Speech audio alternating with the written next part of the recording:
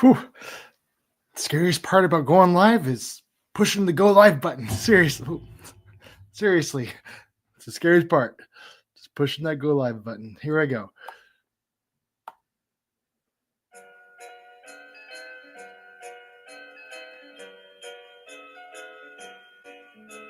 Somebody come and play.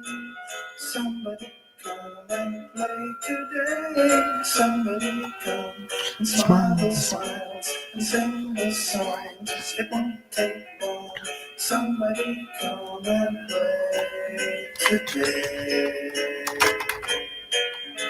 Somebody come and play.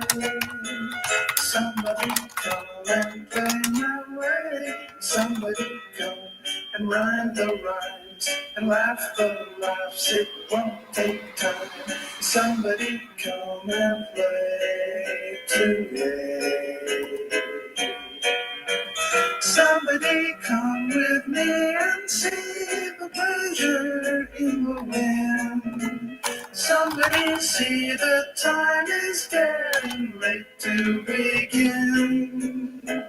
Somebody come and play. Somebody come and play today. Somebody come and be my friend and watch the sun till it rains again. Somebody and play today.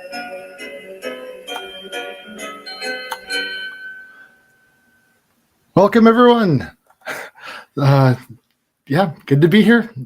Tonight, I'll probably be on all night and doing one thing after another. I'm telling you.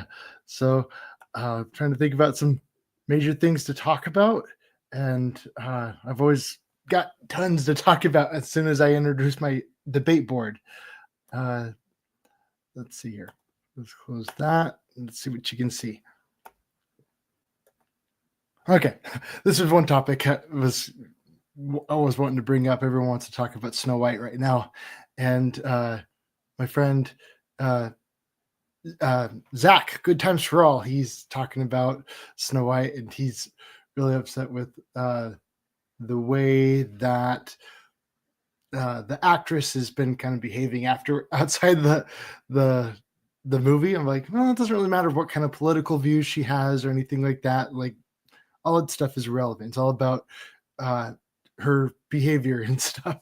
As I see it, it's kind of like artwork. Okay, you can have all kinds of wild and crazy views, but so long as you present yourself respectfully, that's important too. But it's the quality of your work that's the really important stuff. It doesn't. You can put yourself aside, just put out the craftsmanship itself. Let that speak for itself. And so when it comes to the success of or failure in this case of Snow White, I entirely blame that on the producers of Snow White. That was a big thing right there. She's just playing the hand that was dealt to her. She's doing the best she can, and but she's not the one who wrote her script, as far as I'm aware. You know what I mean? So I had to get out there and say that, and kind of laugh with the whole idea of, kind of race swapping Pocahontas. Thought that was hilarious. There's another one I saw recently on Bambi, switching Bambi out for a black goat instead. And just kind of hilarious. But so those are my thoughts on that. But what I really wanted to do was talk to you about my debate board. Hold on 1 second.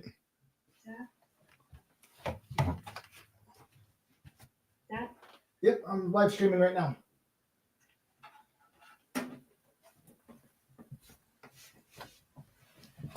Sorry about that. Okay. It's kind of one of the things of going live stream.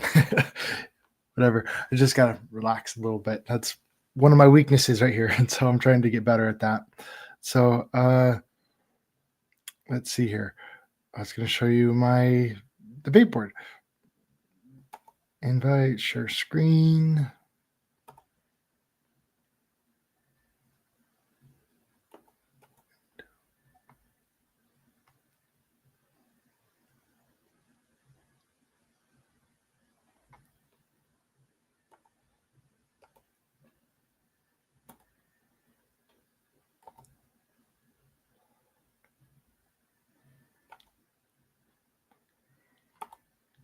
Sorry, it's taking me a little bit, but yeah, it's open mic night. It's open mic night. So anyone wants to hop on and say hi, feel free to do so. I'm not seeing any chats yet, but I'll also be reading the chats throughout the night, and we'll see who wants to talk. Okay, so this is my debate board. I tried to talk about this last time, but the music kind of got in the way, and so I accidentally made it too noisy. Speaking of which, I kind of forgot to turn the music on tonight. Kind of afraid to do that after last week. But I think the big thing was just making sure it's not too noisy.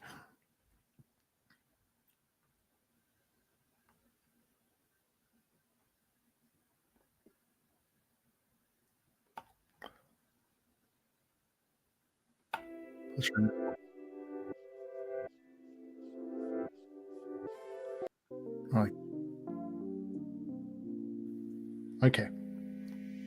Let me know if that's too noisy, and I can stop that.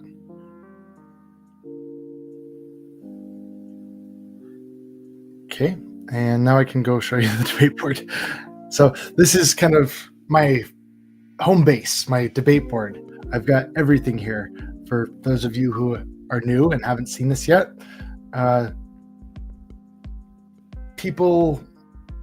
Conspiracy theorists are really famous for having these big, huge, massive boards where they've got strings all over the place with papers and pictures. And this is essentially my conspiracy board where I throw everything on there. This is one of many different boards that I've put together, kind of stringing all the conspiracies together, talking about like everything flat earth related, and then some. I've got all kinds of stuff on here. I talk about 9/11, I talk about vaccines, I talk about, you name it. And so, so it's going a little slow tonight. Let me try to speed it up a little bit.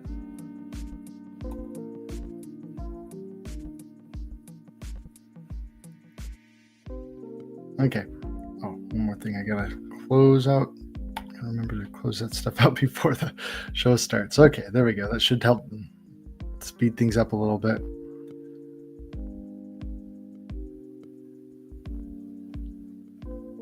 Okay, so everything I've put together in previous videos, I usually put that stuff up here. Now it's popping up on my screen. Okay.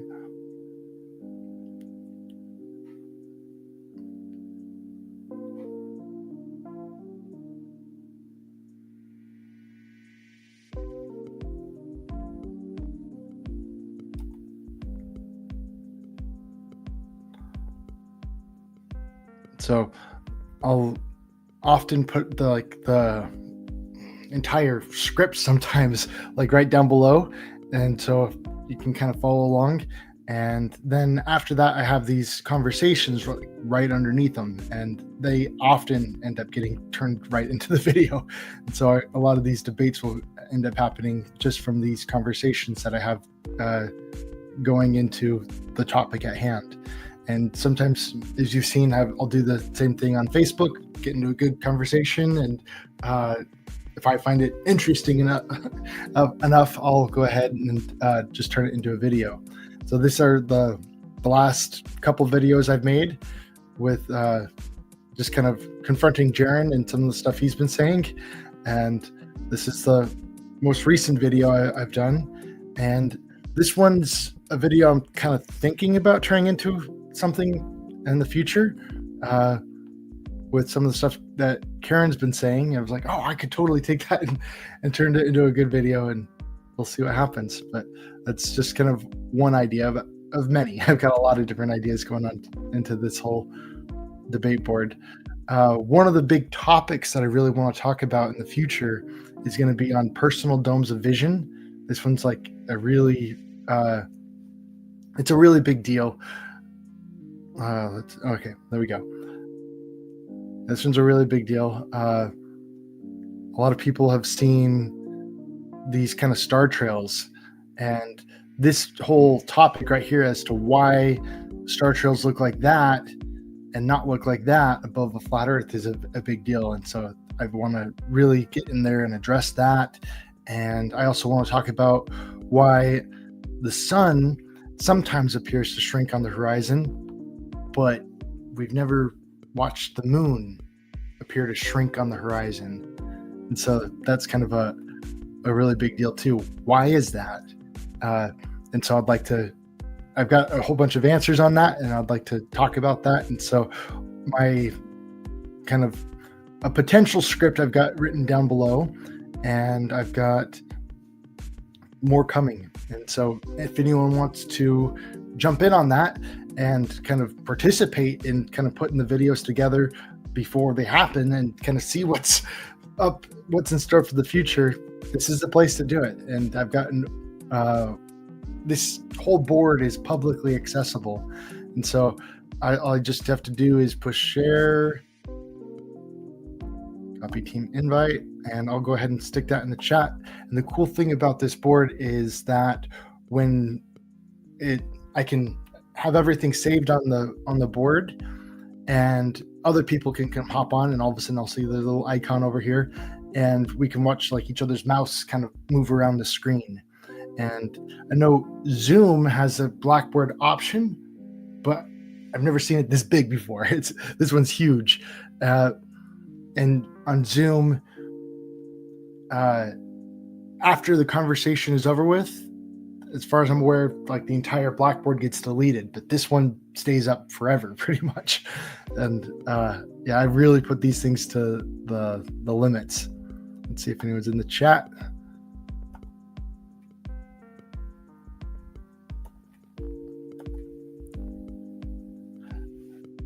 Doug, hello. Franklin, hello. When will be Karen versus Jaren? I don't know yet, so I'll see. That's something I was thinking about doing maybe next week if I don't do something else. One of the things I was thinking about doing for next week was I was going to get my son in here, and we're going to look at some 100-year-old comics from Zion, Illinois, which is like the really famous flat earth city. They had some really interesting stuff there when it came to like lethal injection. So I was going to have a good conversation with my son, just kind of hearing his thoughts on that. And that was one idea. I want to try and find more excuses to get my kids involved in all this. That's just all the more fun for me. And that's where I start to feel more like a leader, I guess you could say. But yeah, a lot of this stuff ends up just being what ends up just grabbing the most attention at the time. And a lot of that is conversation based. I really like following the conversations. So one of the things I was planning on doing tonight is I'm going to go switch boards. This one over here is my Evidence That NASA Lies board.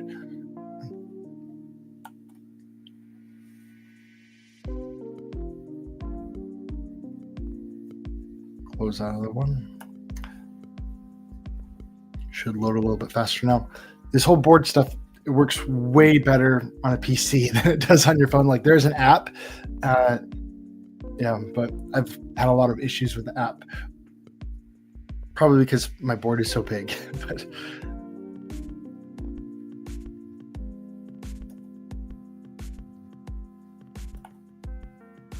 okay, this one's Evidence That NASA Lies. These are some other ideas I had for an upcoming video, just kind of talking about the many, many times that NASA just loves to contradict themselves. I kind of made a big opening statement a while back in Modern Day Debates, and I really liked what I had to say, but I think I said too much in my opening statement. Sorry, excuse me. I said too much in my opening statement, and so I'm like, I'd like to just kind of break that up into two separate videos. And so the cool thing about this is as you can see, I can just copy and paste pictures on here to throw them on my board really easily. I can do the same thing with videos. I just go and find a video that I made or someone else made, and I just copy the link to it, and then I can just paste it directly on the board. And if I want to, I can just like watch the video directly here on the board. Kind of like that. But what I was wanting to show you was, oh, sorry, I took you to the wrong board. But I was going to show you how big this one is anyway.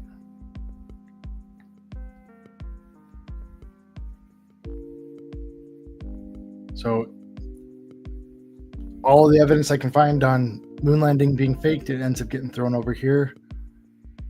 A lot of people use blackboards for storyboarding, and that's what I'm really trying to implement more of, is storyboarding, where you kind of get the plot of the story. Like Disney does it all the time, and a lot of other animators do it. They kind of get the whole plot of their story kind of in line, and so people can kind of see what's happened. This is one where I had like the entire script laid out for a video, and then the conversations end up stemming off of that.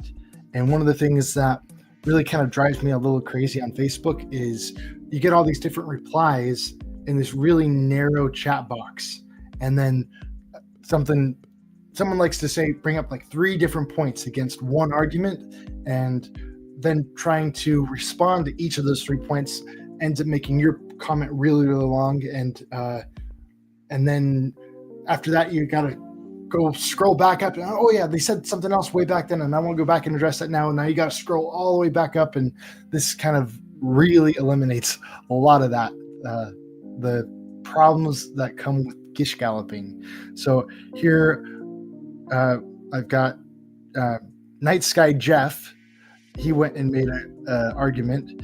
And so rather than just all sticking it in one little narrow chat box down below, I can break that up into 4 different points and make 4 different arguments against that one argument. And then it's just a lot easier to manage this way. If someone wanted to argue against this point right here, they could continue to just make a little easy box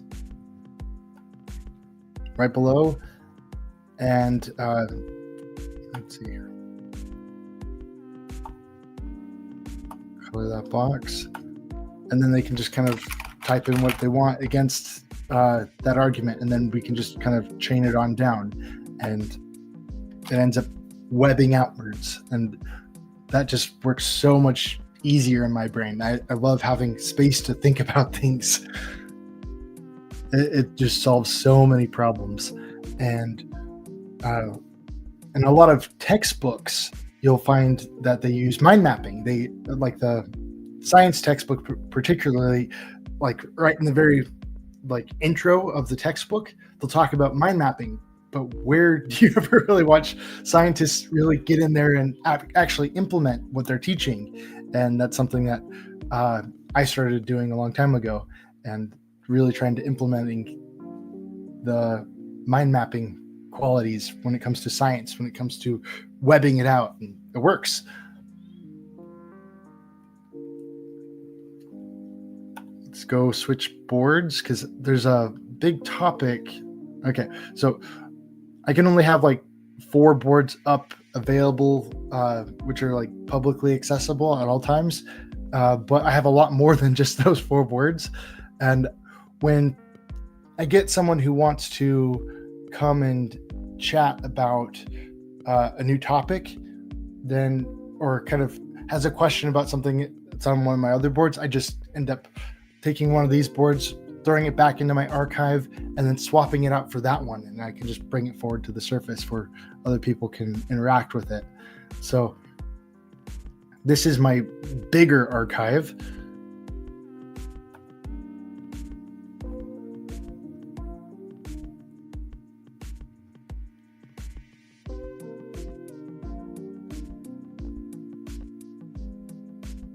I also can make copies of my other boards and bring them in here. That way, because every once in a while there's kind of one of those anti-flat earthers who gets in there and the conversation doesn't go the way they want, and so they end up tossing the game board and trying to sabotage things. And thankfully I've got backups. Always have a backup.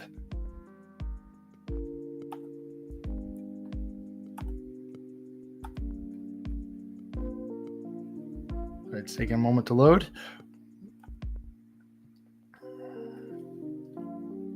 This is a major topic that I've got for tonight is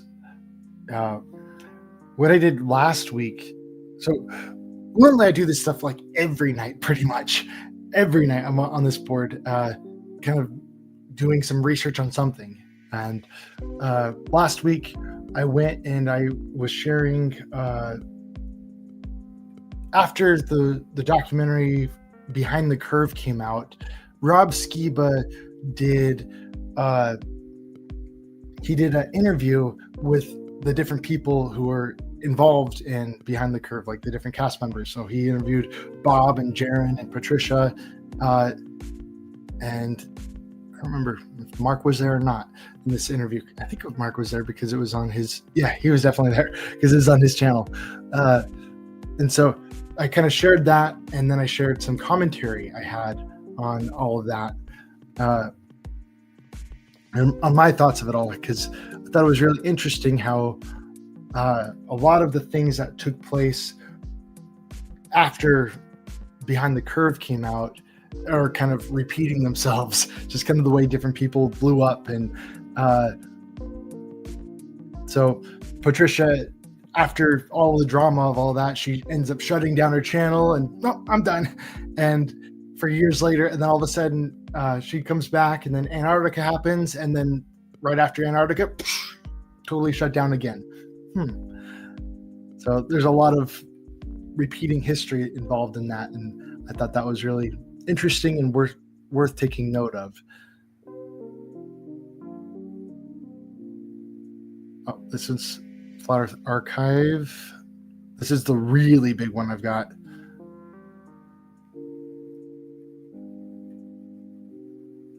This is the one that where I'm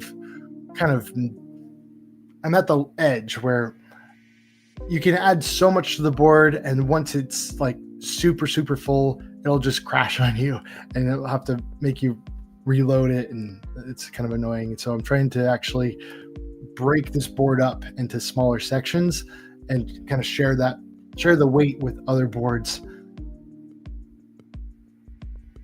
So when I first got my channel started in the very beginning, my channel was going on with the whole Flat Earth Institute of Science theme, and I broke everything down into lessons, starting with the very first lesson, which was about horizons, understanding horizons on the x-axis.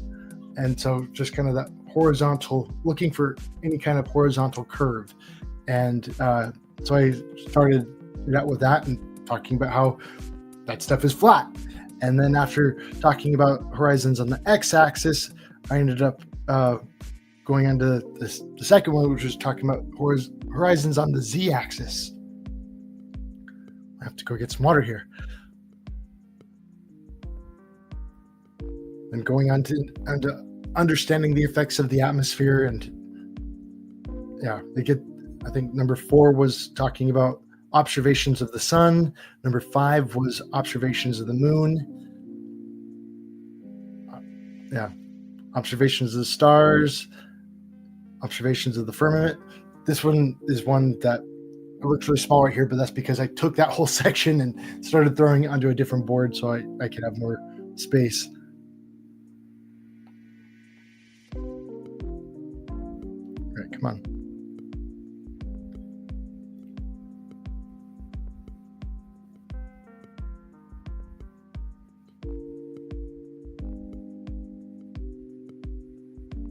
But I got a bunch more on this board, but it's going a little slow. Oh, there it goes. It crashed. Still working on that. That wasn't the one I was looking for, though. I wanted to go to this one, Flat Earth History and News. This is kind of one of the really cool features that I've got on my board and my archives. Is I've got a list of, I think it was 190 different Flat Earth channels that I follow, and I keep tabs on them to make sure, how is everyone doing? Check to see if anyone's like been deleted or anything like that. See where people are still standing, who's flopped and who hasn't. This is my big topic for tonight, but I was going to show you this real quick. This one's my Flat Earth History and News. And then down below it, I have the Modern Earth Science Destroyed series, where we open up the textbooks and just kind of talk about what we're reading. It's kind of book club kind of a thing. So this is my list of, 190 different Flat Earth channels, and I can just click on each one of them and go kind of check on their status.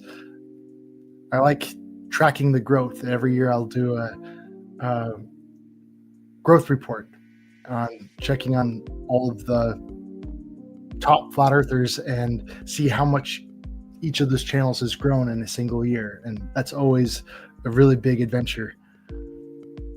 And then over here, I've been collecting different Odyssey accounts to follow as well. And Facebook has been the one that has been really grabbing my attention, because I've noticed that Facebook doesn't censor Flat Earth content anywhere near as bad as YouTube does. And so I'm kind of watching, because I've got like a sneaking suspicion that the growth over here, and that's kind of what I noticed in my last report, was that the growth over here is a lot faster than the growth over here in YouTube. So that's kind of fun. And so with this whole list, I also have a PDF that's available for anyone that I went and made. So it's got, I think, all 190 on it. One of the cool things about this is you can upload PDFs right here to the board as well and kind of read through all that. So it's got all the channels, and I can share that with people really easily. So if you're interested in having the list available, it's easy to share. Just ask about it.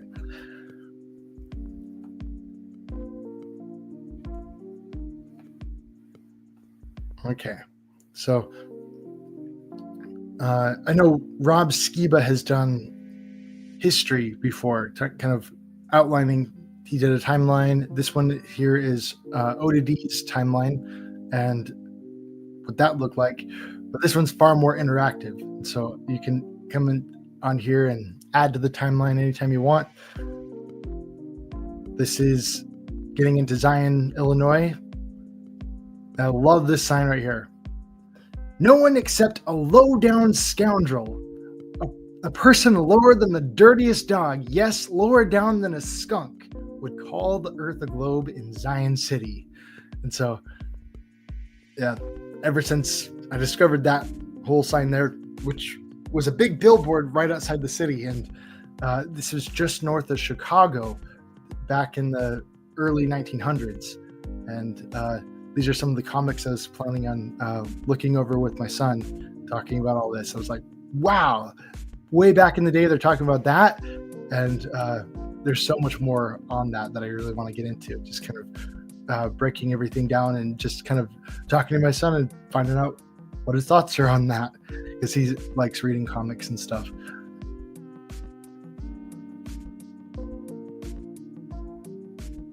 So this was a really interesting part that I like to talk about too, which was, B.O.B.'s, the rapper, his battle with Neil Tyson. And so I've got a whole bunch of the different Neil Tyson videos that he did in response. I got the back and forth going on here. I kind of saved in my archive. Anyone can come and see it. And that was a really fun, exciting moment in Flat Earth history. And then it's interesting to see the different channels that kind of come about after that whole thing. So this right here is Conspiracy Music Guru's first video. When that got started, Behind the Curve comes out, and after all that back and forth, Neil Tyson comes around and says, I don't like debating people. And then after that, for the most part, he's just kind of stopped talking about Flat Earth entirely, which is disappointing, but it was a lot of fun while it lasted. I'll say that much. So as I was saying, here's the interview that Rob Skiba did with the cast of Behind the Curve. And I'm not going to play the whole thing again like I did last time. I'm just going to play a small part of that.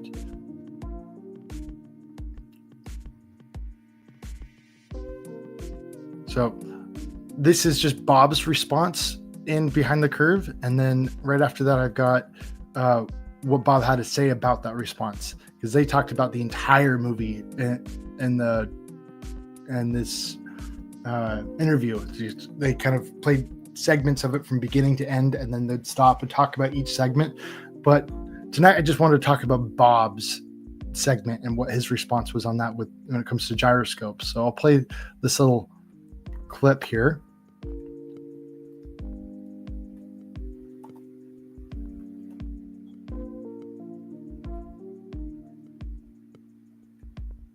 Recently, we carried out an experiment to test rotation to the Earth. If the Earth is spinning at one rotation every 24 hours, that means that every hour it has to turn 15 degrees. And if a gyroscope is mounted anywhere on Earth, it's going to drift. In today's 21st century navigation systems, they're using what's called a ring laser gyroscope. It's extremely precise. If we could simply get one of these ring laser gyroscopes, we would be able to prove once and for all that there is no rotation to the Earth. One of the people in the community actually purchased one for $20,000. But what we found is when we turned on that gyroscope, we found that we were picking up a drift, a 15 degree per hour drift. Now, obviously we were taken aback by that. Wow, that's kind of a problem, right? We obviously were not willing to accept that, and so we started looking for ways to disprove that it was actually registering the motion of the Earth, and that it in fact was registering the motion of the sky.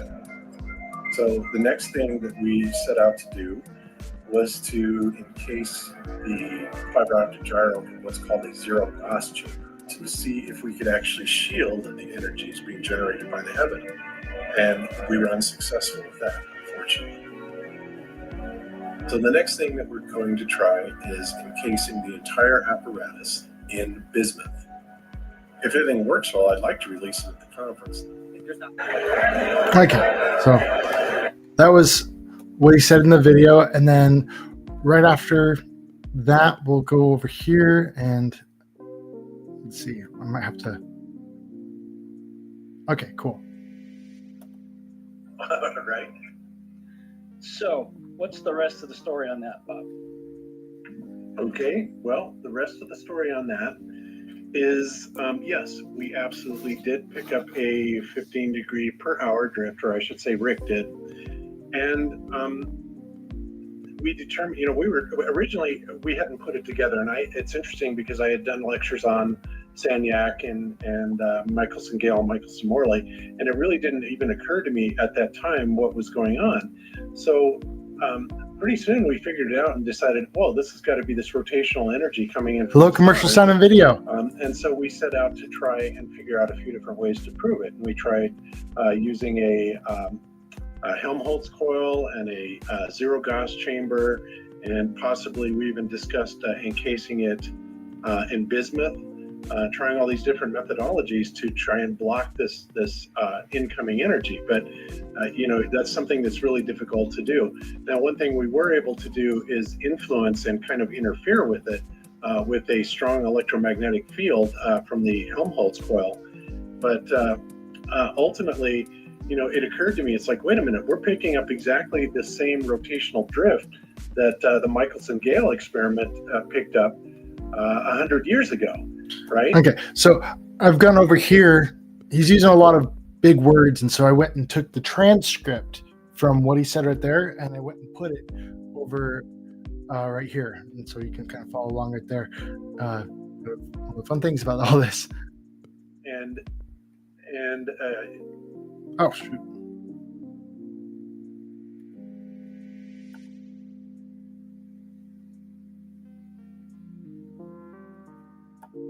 So, what's the rest of the story on that, Bob? making it jump just a little bit, kind of interfere with it with a strong electromagnetic field from the Helmholtz coil. Oh, what am I doing? Okay, still working on this. It's kind of hard to do the live streaming thing. Normally, I just kind of click on the video and then I'll open it up in a new screen. But I'm trying to make it easier so I can kind of read the comments and jump between screens like this. But yeah, we'll figure this out. So, what's the rest of the story?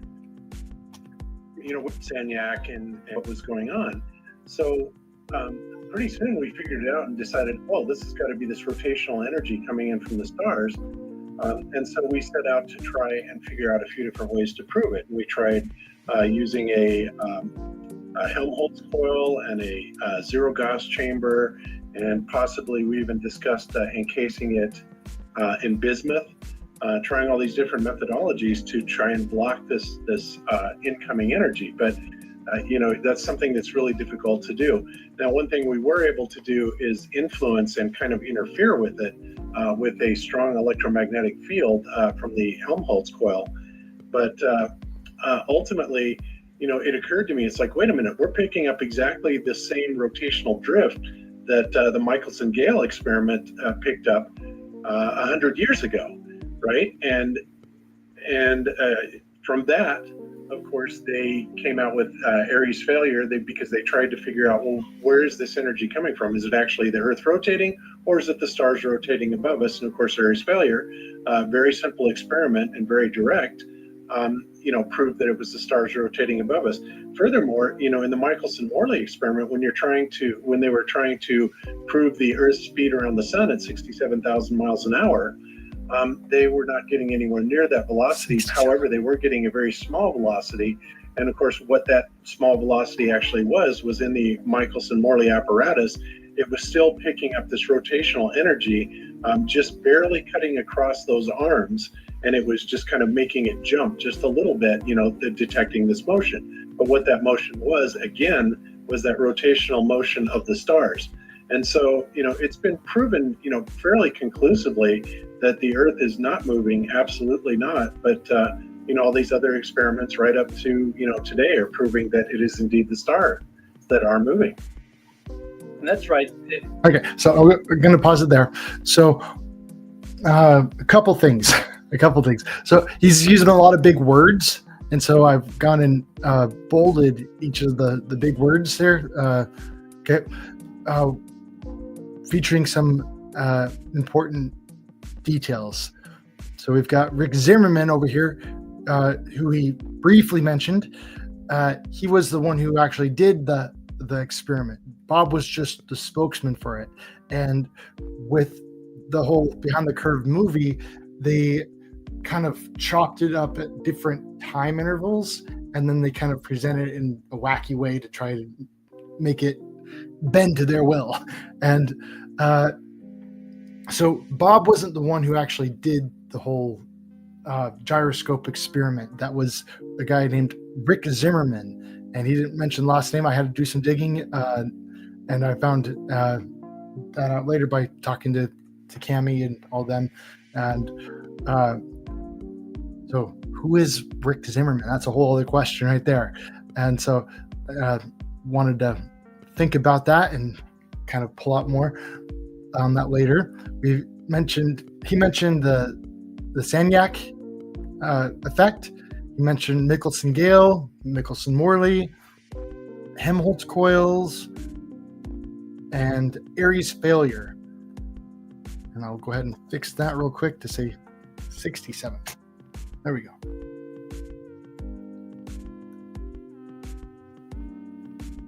So there's a lot of questions there.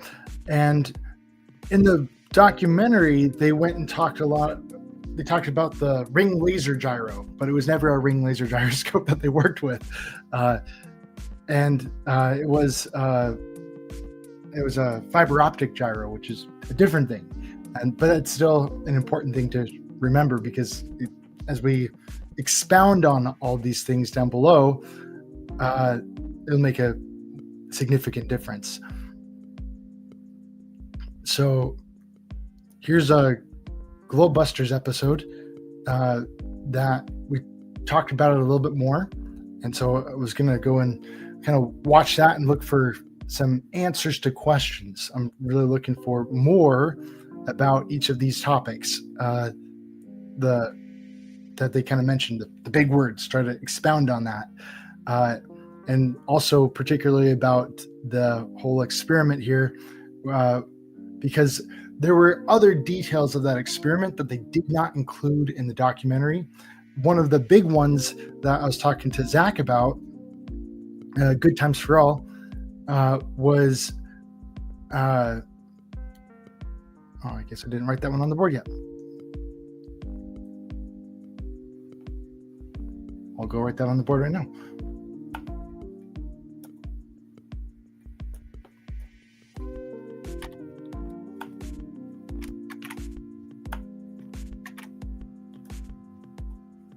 Okay, so one of the things that he was talking about was how they went to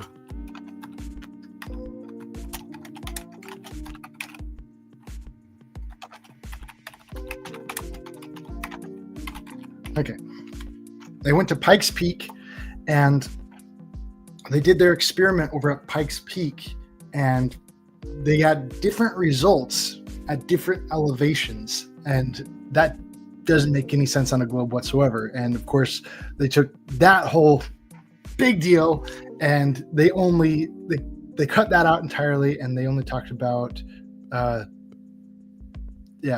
stuff that they wanted to talk about. But I'm kind of thinking back now, and I think this also took place afterwards, so maybe not. So sorry about that. My memory's a little foggy on that. But they did talk about Pikes Peak after doing the Behind the Curve documentary thing, and that was where they found that. And so finding more details about that, it's been really exciting. But as you can see, I don't really have anything on the board about that particularly yet, unless it's like in one of the videos that are kind of talking about that stuff. So as I mentioned, he's got a whole bunch of the big vocabulary words, and so I've been putting together more about each of those topics. And so we could spend the entire night just studying Airy's failure here. And then there's Michelson-Morley, the Sagnac experiment, Michelson-Gale. This was a big thing about LIGO, because LIGO and the Michelson-Gale, like if you look at the apparatus, it's like identical. And so LIGO is just a larger version of the Michelson-Gale experiment. And I've got more on that one on a different board. And so I'll have to copy and paste and put it over here so it's all in one place. Let's see if anyone's chatting. Oh, it's a late night for me. A late night for me. Hello, Bill. Rob validated all my spiritual historical research, and Bob showed me the mechanics of the world. Yeah, Bob has just been amazing, and big inspiration for me. Just miss him like crazy. So yeah, late night for me. I kind of hopped on here at midnight, and I'll probably be going all night. It's just my night off. That's kind of what I do for fun.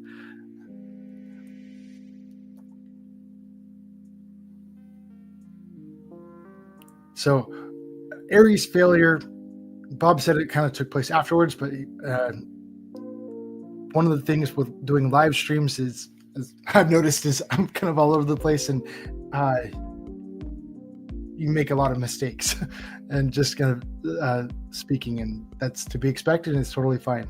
But over here, that's where I kind of sift through it and kind of try to get things organized and lay it out straight. So I got each of the different experiments that took place here, and the year that they took place.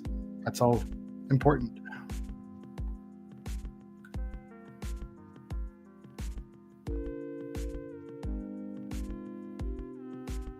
All right, so I'm going to go ahead and I'm just going to open this one up in a new screen, and I'll just share that screen over there with you.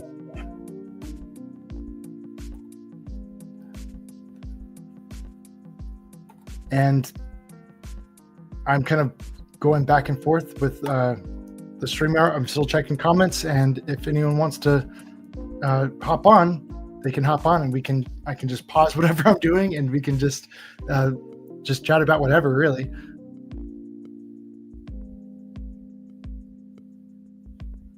Yeah, I'll be here in 4 hours. So if you want to hop on and after your shift at work, then yeah, go for it. Okay, so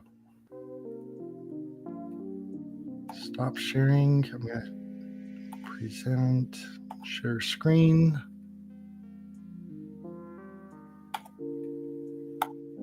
There we go. It's like, nobody owns anything really like that. I mean, everything is being shared across. Okay. Shills and accusing even though we have explained. What are you supposed to be? Some kind of a cosmonaut? No, we're exterminators. And welcome everybody to Globebusters. Right now, I'm just kind of looking for details that were kind of left out.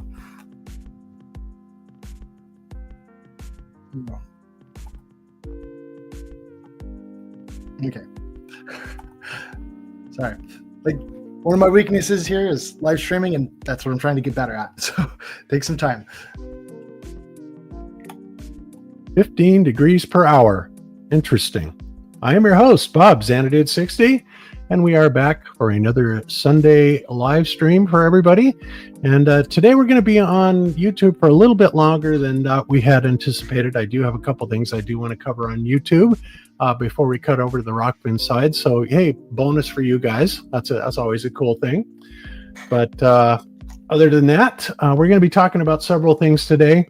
Of course, the reason for the title of the show, 15 degrees per hour, interesting. Obviously, if you don't know that, Jaron and I have been plagued ever since the release of Behind the Curve. What, 3 years ago? God, it's been a long time now. It's been 3 years, I think, since that was released. And at the end, Jaron making his famous quote of interesting when he was looking at something. And of course, it was completely quoted in miscontext, but all that.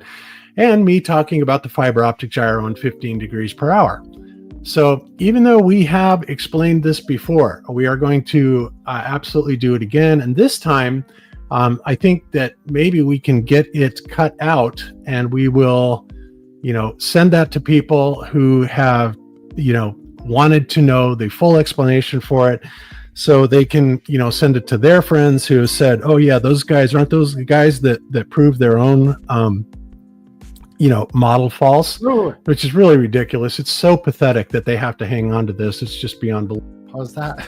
Come say hi to Orphan Red, who's popping in to say hi. Good to see you, Sasha.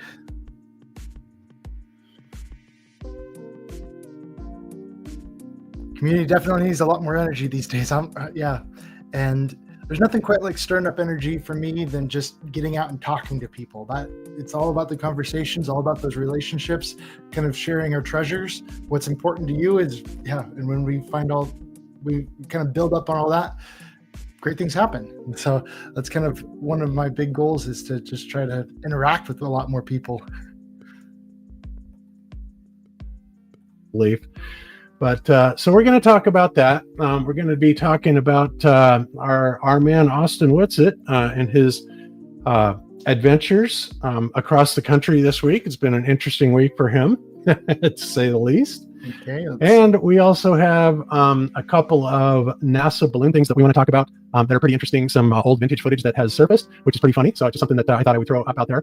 And let's see, I think that's about it. So we're definitely, one other thing we're going to be talking about also is everybody has been, sending me emails saying, what happened to Ewar Anon? And like I know, but I don't know really much more than anybody else does. I did get an email from him. And I'm just speeding it up real quick until we can actually get to like the meat and potatoes. Then I'll kind of slow it down. he did ask for some information. And of course I'm working on that for him, but it just has to do strictly with his research.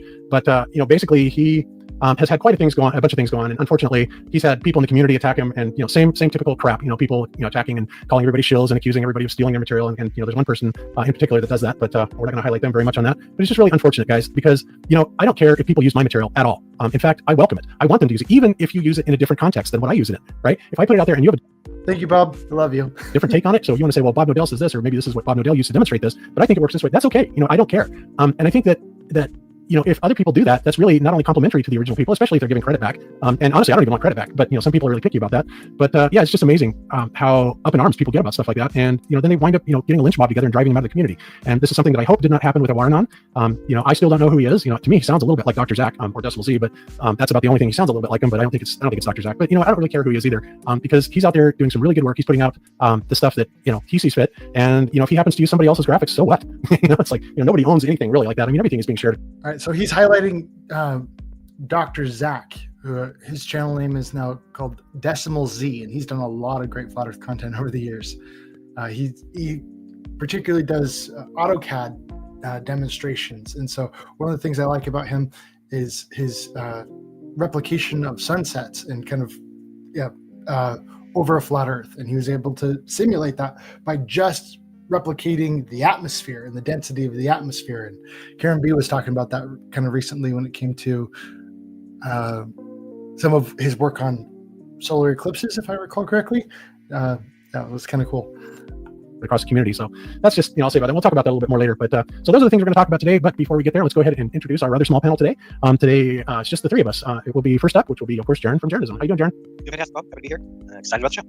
Excellent. Glad to hear it. And next up is our man, Austin from Wits It Gets It. Austin, how you doing, man? Pretty good. How about yourself? Well, not bad. So you've had one hell of an interesting week, haven't you? Yeah, to say the least.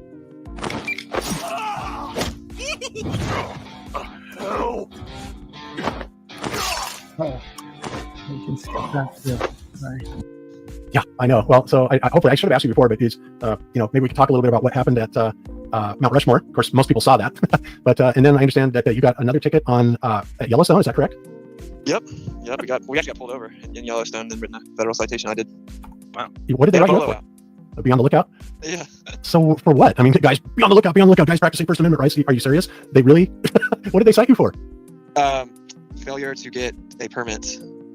So we had this other little backup Bluetooth speaker we have. It's real cheap because couldn't even find a Best Buy within 500 miles with that speaker. But so we just had that little backup I have. It's really cheap. And then we stopped by where you get gas in Yellowstone, and I was just saying, we checked the air, etc. It's still good. And we actually had a bunch of people clapping and coming up and thanking us, and it was less than 5 minutes. Then we started driving through Yellowstone, which is like really big. I remember and that. 2 miles in, we got pulled over and detained, and I got federally cited. Austin's talking about protests that he went and did over at Yellowstone National Park, and he got cited for protesting without a permit, which is funny. Unbelievable for not having a permit again. Yeah, he literally said word for word, you can practice your First Amendment in the park, but you have to have a permit. Now, did they cite you for the same thing, the CFR 36 CFR 71 or 16? This thing right here, or do you know? Yeah, I'm guessing. He didn't even articulate it. He broke like every rule. I have it all documented on the GoPro. Yeah, I imagine you did. And I'm sitting there looking at this because this is what they cited on you in Mount Rushmore, and I'm looking at this going, no, the park was open. There was a designated area, and it didn't say where it stopped or anything explicit like that. So when you read this, you are perfectly within your rights. And so I'm a little bit lost on this, but I honestly think you've got to respond. You really do, Austin. I mean, this is so outrageous that they should not be able to get away with this. They really shouldn't. I'm suing them. I hope you I'll are. take it all the way to the Supreme Court if I have to. I hope you do. And really, this could not come at a better time, really, because the cops are so out of control. And if they don't get muzzled at this point, they're stifling of the First Amendment. Then yeah, it's just crazy. So I'm going to go D and minutes here of what happened at Mount Rushmore, and it's like maybe the case that went to Supreme Court comes each 8-1. Okay. And what's a free speech zone? Like, they just put it in the president's face. I'm like, it's just beyond belief, right? It's just absolutely amazing. So here we go. Do you have an ID? What's up? Do you have an ID? I'm not being detained? Yes. If you fail to identify yourself, you're going to be detained. If you fail to identify yourself, I'm going to arrest you for refusing to identify yourself. Wow. This is public property, bro. He's not going to identify himself. He's going to say too. Speech zones always lose. We're They talking always about lose. that for a Someone while. challenges them in court. conclusory statements. Mhm. It's just ridiculous. You want them, and that is under court under your charges. The press or the right of the people peaceably to assemble and to put genders, and like no one thinks that, but they're allowed. So yeah, just talking about the interior. I just want to let this scroll by real to the cause, and he has put it out there, free of charge for nothing more than Phuket Word came out with today. And this is really interesting because we've all heard about the Echo satellites all the way, and for him to be some sort of an agent, or for anybody to infer that he is some sort of agent, is absolutely preposterous. So I hope that we don't hear any more nonsense like that, because if you're going to make some sort of a case, and you're going to hope to operate, donated this. That's kind of a significant thing here, because I stand by Bob on that. Ban this RV to the cause, and he has put it out there, free of charge for nothing more than the cost of operating it. And he has been just outstanding. He has supported Austin 100% all the way, and for him to be some sort of an agent, or for anybody to infer that he is some sort of agent, is absolutely preposterous. So I hope that we don't hear any more nonsense like that, because if you're going to make some sort of a case, and you're going to make accusations, and you better have some sort of a case. And if you don't want to buy Austin's explanation, well, that's fine. Then go and do your own investigation. But I've met Chris personally. He's a nice guy. He's really mellow, and he sure as hell is no federal agent. So. No, absolutely not. What's even the logic there? Like, so the feds were like, man, we need to take care of this Witsit guy. So what we're going to do is we're going to give him an RV so he can travel to the U.S. and do his activist study. What are we able to do without it? It's so stupid. It makes no sense. Oh God, it's so pathetic. So all right, okay. So let's go ahead and move on. Gosh, I got everything all screwed up here. Let me find out where I was. All right. So I'll get to the meat and potatoes. I want to look at a video that Phuket Word came out with today, and this is really interesting because we've all heard about the Echo satellites, right? And these things supposedly were a balloon that was blown up to be basically 30 meters in diameter, 100 feet in diameter, and supposedly then they were orbiting this balloon at 1,000 miles high, right? And its velocity is going around the Earth once every 2 hours. The truth is, behind closed doors, the P word became my secret sin at age 10. I need to hear about your So, wow. So what that tells us is that it's going about 12,000 miles an hour. Well, no, it's got to be much faster than that, because if it's at 1,000 miles out, it's much, much bigger. So, it's got to be going this ungodly speed. And I should have done the math. I'm sorry for not doing that, but it's got to be going this ungodly speed to be able to go around the circumference of the Earth, or 1,000 miles outside of that, right? Add an additional 1,000 miles onto that once every 2 hours. So, it's going like a bat out of hell. And then supposedly they are bouncing signals off of this because it was purely a passive device. There was nothing active on it. It was passive to the point where all it did was, so what they say they were doing is they would aim this big old antenna at it. In fact, you can see it right here. This antenna, it's a big old microwave horn is what we call these things. And transmit a signal. It hits that 100-foot thing, traveling at 5 miles a second, at least, probably more, and supposedly then bounces signals down. Well, I certainly have a lot of questions about that, and we're going to ask them right after we play this video. So let's play a couple minutes of this video, and then we'll talk about it. So here we go. Really fast. Hello, Flat Earth researchers, debaters, and debunkers. Being able to track the ISS, the International Space Station, or satellites and see them whizzing across the sky doesn't prove that we live on a globe. You might think it does because apparently they are doing it according to the laws of Newtonian physics, where things going fast enough and high enough above a spherical Earth will perpetually orbit the Earth as they attempt to fall down. So all you have to do really is go and look at the very first satellite that was put into orbit above the Earth by NASA and realize that this was a balloon and that nothing has actually changed since then. So let's see how it's possible to have a balloon going around and around above the level Earth, acting just as we see satellites behaving, and understand that there's nothing about Newtonian physics involved. It is simply these balloons being whizzed around in the winds above the level Earth. Okay, so first thing I want to point out is not really on the topic I was looking for here. This is supposed to be about 15 degrees per hour. What? Okay, so I was hoping to find more about gyros. So I'll go ahead and speed this back up. What it says here, it says, nevertheless, by proving the concept of relaying radio signals through space and by demonstrating the effectiveness of current satellite tracking and other ground station technologies, they stimulated a great deal of interest in the development of active satellite communications. Well, the first thing you have to talk about is like, what is this? The concept? How do you? Well, I believe that's the Echo balloon satellite, which I think they were talking about, if I recall that correctly. That's the balloon that NASA claims to have launched 100 miles or more out into space, and yeah, it just kind of floated on out. And yeah, it's kind of a wild story, just kind of looking into that one. But yeah, it's kind of the more famous balloon satellites that are out there. how is this a concept of relaying radio signals when we're bouncing it? It's not a relay, it's a bounce, right? And it's a bounce that, frankly, if you think about the geometry, right, and just kind of picture this in your mind's eye, this would be where it'd be great if I had some graphics for this. But think about this thing whizzing around at 10 times the speed of a bullet, at least, right? And then you have this microwave antenna that supposedly is just pointing at it and hitting it, right, and then relaying it down. But how do they know where it's going to come down, especially if it's changing at the rate of 5 miles a second? I mean, to me, this becomes such a fairy tale that this could ever even be done. Bouncing it off of the balloon at 5-6 miles a second, whatever, absolutely preposterous. I can't even imagine that being possible. But So it says here in this Britannica article, ECHO, either of 2 experimental communications satellites launched into orbit around the Earth by the National Aeronautics and Space Administration, NASA, during the 1960s, consisting of aluminium-coated mylar balloons that were inflated after launching. The ECHO satellites were passive instruments, i.e. they simply reflected radio waves back to Earth rather than actively receiving, amplifying, and transmitting them. Nevertheless, by proving the concept of relaying radio signals through space and by demonstrating the effectiveness of current satellite tracking and other ground station technologies, they stimulated a great deal of interest in the development of active satellite communication. So every mention of the word satellite here is talking about a balloon. ECHO 1 launched on August 12, 1960, inflated to a diameter of 100 feet or 30 meters. The satellite was placed in an almost circular orbit at an altitude of approximately 1,000 miles or 1,600 kilometers. At this height, it circled Earth every 2 hours. The first transmissions reflected off its surface were conducted between a terminal built by Bell Laboratories in Holmdel, New Jersey, and another terminal built by NASA's Jet Propulsion Laboratory in Goldstone, California. ECHO 1 was used for experimental telephone data and facsimile transmissions. Signals were detected in Europe, although no messages were transmitted across the ocean. The satellite remained in orbit for almost 8 years and was visible as a rapidly moving star in the evening skies. This is the aircraft carrier shelter you seized, previously owned by a small faction of about 800. Right. 8 years. Okay. And you have to think about this, guys. I mean, imagine if you were shooting like a laser at this balloon, right? And you happen to catch it at a point in time or a frame of reference that it just happens to bounce back down and hit a specific part of the Earth. Great. Okay. But the problem is when you have something that is traveling at, 17, 14, 15, 16, 17, 18,000 miles an hour, whatever it would have to be traveling at, it would be like trying to hit a bullet, right, with a laser gun, literally shooting across the sky. And then you've got to catch that reflection coming back down to Earth. So I'm just wondering how they detected this, back on the ground, and what exactly this data proved to them. Because really, when you think about it, it doesn't prove anything. Yeah, you can reflect stuff off of something that's well known. You didn't have to send a balloon up 1,000 miles to be able to do that. But just the fact that this object has to be going, 5 miles per second or 17 to 20,000 miles an hour completely makes this beyond belief. Well, beyond belief, point blank. It is not believable. So I don't know why they expect people to believe this, or even they give you absolutely no specifics. And what's amazing is they're showing this great big huge horn antenna, right? And this is a conical horn antenna that is used in microwave, kind of an old style one. But basically, it captures the signal and then routes it down into a much smaller diaphragm, takes it into the waveguide, and then the receiver picks it up. But like many other directional antennas, they are extremely sensitive to being pointed at the exact correct spot, right? You guys have ever put up a DirecTV antenna, right? Supposedly they're it's hitting some satellite up there. It's probably hitting a balloon, or it's most likely hitting a bounce off the firmament, would be my estimation. But regardless, it's a very, very, very small window of being able to pick up that reflected signal or that transmitted signal down from however far away it's supposed to be. Like in the case of the satellites, it's supposed to be like 23,000 miles away. Well, this is only supposed to be 1,000 miles away. But you cannot move this thing anywhere near at a fast enough speed to track an object that's moving 10 times the speed of a bullet across the sky. It just wouldn't work that way. So I don't know. To me, this is really absurd that they would even say this. And we talked about this before, how ridiculous it is. But when he brought this out today, I was just thinking about it. It's like, God, that is just ridiculous. So let's play a couple more minutes and then we'll move on.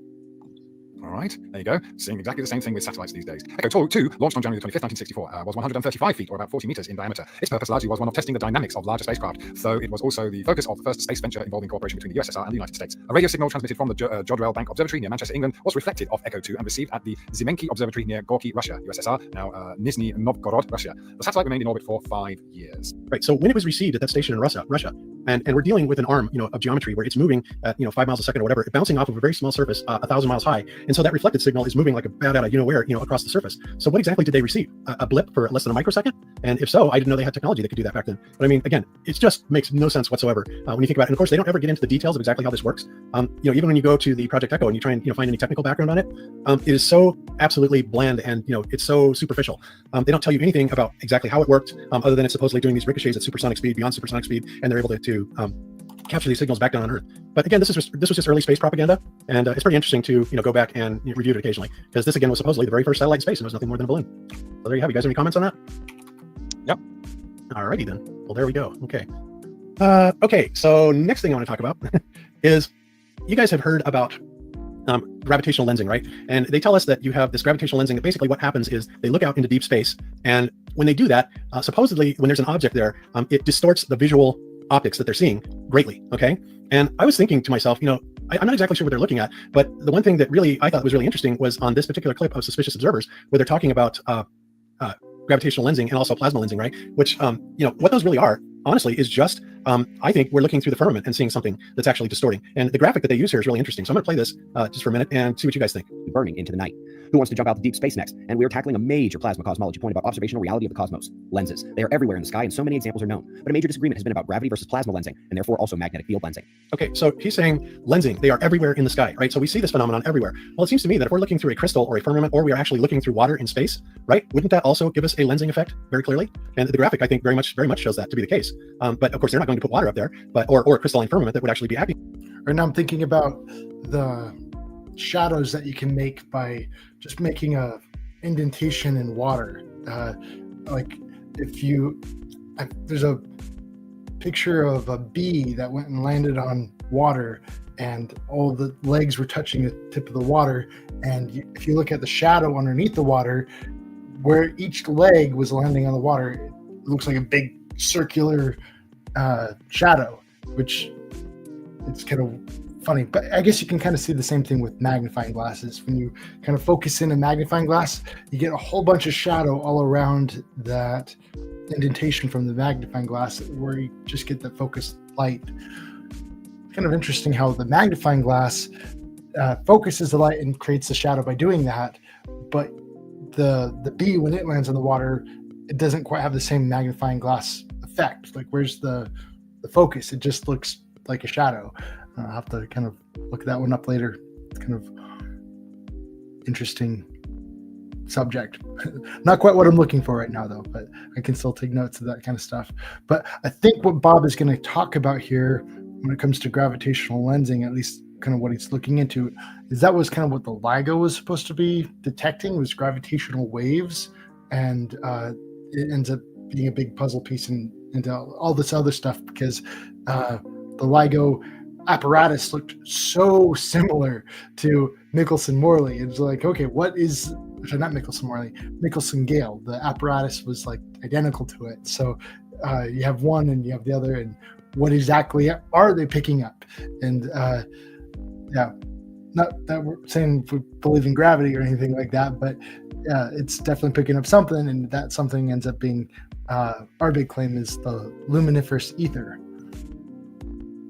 But yeah, still kind of looking for the gems in here, and if I can find that, and if it takes like a whole bunch to get through all the fluff, then, and if it's good enough, I'll probably like segment that out and just kind of turn it into a separate video, so people don't have to wade through all of the fluff to get to it, and then I can put that on the board and kind of keep things organized as a lens. But just this little graphic itself is amazing, and what it's showing. It's showing something that we would see if we were actually looking through one of those little magnifying lens glasses. So just something I wanted to point out. When he said that, it's pretty amazing. And of course, they're still baffled with what's going on in the skies and the plasma and all this stuff. And even though I really like these suspicious observers guys, I've listened to him for years.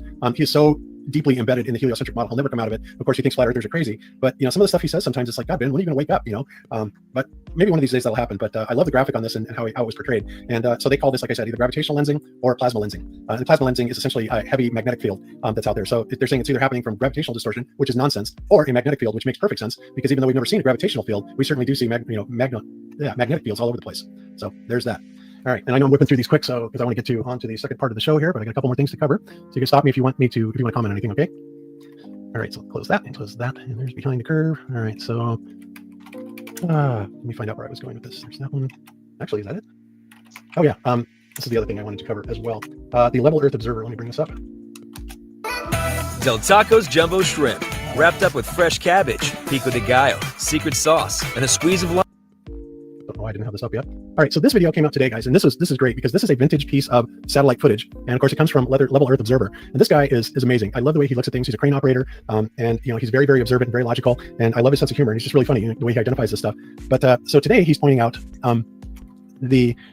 well, actually, let me just go to this. The satellite that came out years and years and years ago, and this is something that was buried deep. And this isn't an animation. This is supposed to be real, and this is so crazy. It's hysterical. But let's give this a watch real quick, and we'll move on. Okay, check this out. Not a lot of people know this, but NASA supposedly released satellites around the moon in 1971 during Apollo 15 and 16. And of course, there's a good reason why not a lot of people know this, because when we dig out the old footage of one of the satellite releases, it doesn't age very well at all. Just have a quick look down here. Essentially, they put two satellites supposedly in orbit around the moon in 1971 and receiving data up to 73. We get a nice impression of one of the sub-satellites.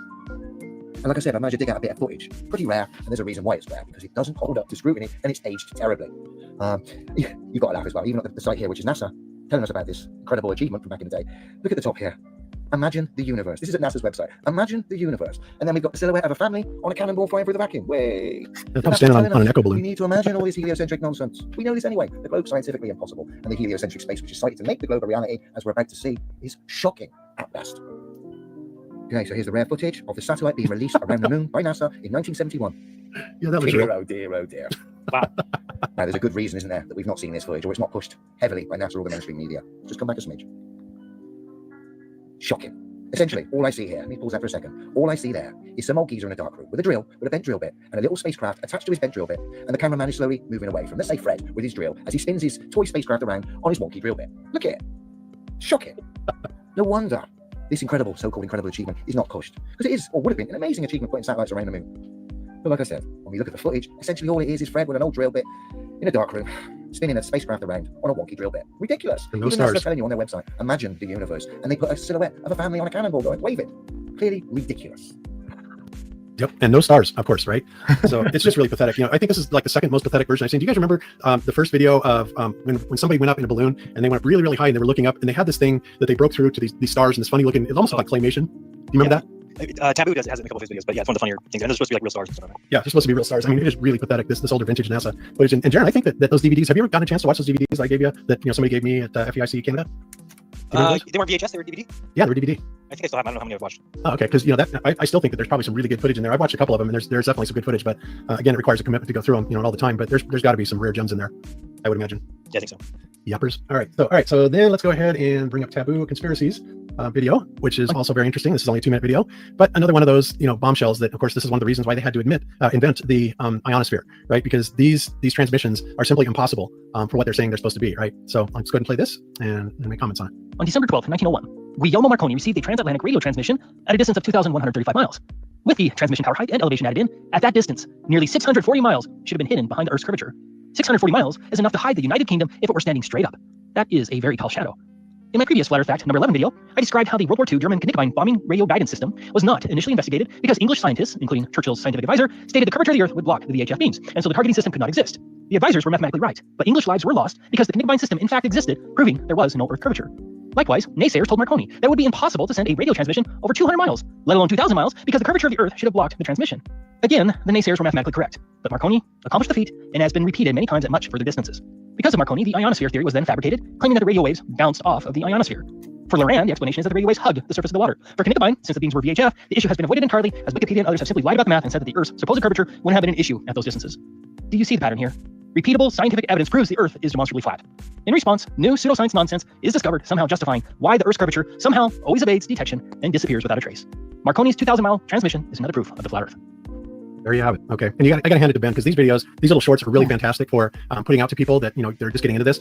I add most of these actually wind up on the Globebusters 24/7 feed because you come across stuff like this and it says so much in such a little bitty 2-minute and 12-second video. It's really amazing. And it's really irrefutable too because it catches them. In one circumstance it is talking about well, they'll make an excuse for this, but this doesn't apply to this particular situation or this frequency band, and so they've had to just completely fabricate this conglomerate of stories of how radio propagation works, right? And the amazing thing about it is from what we've been able to tell, there seems to be some very specific routes that can be taken. And I think one of them is, bounce off the firmament, for like direct CV, or it could possibly be, balloon satellites. But I don't know. I tend to think that if there is something up there, it would likely have a frequency band that it would reflect down off of. And maybe this is also the same type of frequency reflection that the ham radio operators are supposedly using when they do this EME bounce. Although I have still yet to see that actually, come to fruition from anybody. So anyway, that's all I had to say on those. And yeah, I just wanted to get a couple chunks in there because there's all kinds of good stuff coming out in the community. And what sucks, guys, is unless you really know where to go to find these guys, YouTube never promotes this stuff. Obviously, if you search YouTube, the only thing you get back is debunk videos, Professor Dave or whatever, and it's really pathetic. So I try and bring these to your attention. So hopefully you'll go there and actually, subscribe to these people, which I think a lot of you probably are subscribed to Taboo Conspiracy. But anybody else that I think is really good, I would just like to highlight their work because it's it makes it a lot easier for you guys to find it. So all right, so I think that's about it. The only other thing that I had to talk about still before we close out the YouTube side was the Awaranon videos. And guys, I will say, about the Awaranon videos is that it's kind of an interesting situation. What has come out of that? Well, apparently there was a guy that was involved with the FPV Angel group, right? And his name was Elijah Castle, right? And Elijah Castle, for some reason, got in some sort of a tiff with the guy at FPV Angel, and then FPV Angel started accusing him of stealing his stuff. And then when Awaranon came out, he started accusing him of being Awaranon and stealing all of his stuff. And again, I don't want to pay a whole lot of attention to this, other than to say that I just want to point out how this can get really convoluted quick. So then we had a third person come in and enter this cluster screw, if you want to call it that, and his name was Ryan Zem. And Ryan Zem was actually a guest we had on Globebusters several years ago, and his channel is called Spill the Truth. And so he had tried to contact Awaranon to see if he could make DVDs and put them out there and send the proceeds to him. So because a lot of people had contacted him and asked him that, and honestly, we've been contacted for the same stuff where I have been. If anybody, if we could get permanent copies of this, because everybody was afraid that Awaranon stuff was so good that it was going to go away, right? And so Ryan actually did that with the best of intentions. Of course, that didn't sit too well with Awaranon, and he, just asked that he didn't make those anymore. So Ryan Zem is now going to give away the remaining 14 or 15 copies that he has. So maybe if he has some, you can, convince him into giving you a copy or something like that.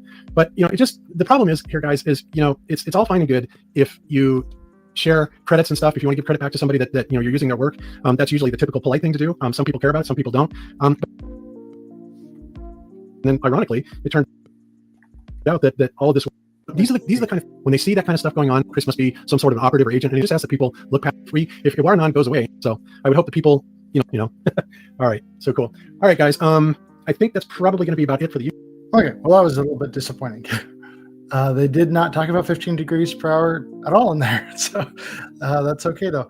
I went and marked it down on my board. I'll go ahead and take it back to my board.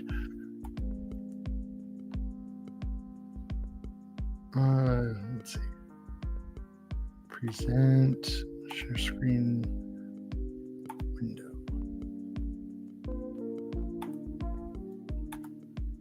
So when it comes to study, what I like to do is look for a part of the board that needs expanding, and then just kind of work on that and find out what more I can contribute to it when it comes to expanding my knowledge in that area. And so with this one, I was looking for answers to some of these questions about some of those topics here, the big words here, talking about more about Rick Zimmerman, the Sagnac, Nicholson Gale, and we didn't really talk about that. So instead I just kind of wrote down the major talking points, and I went and put that here so I can remember that.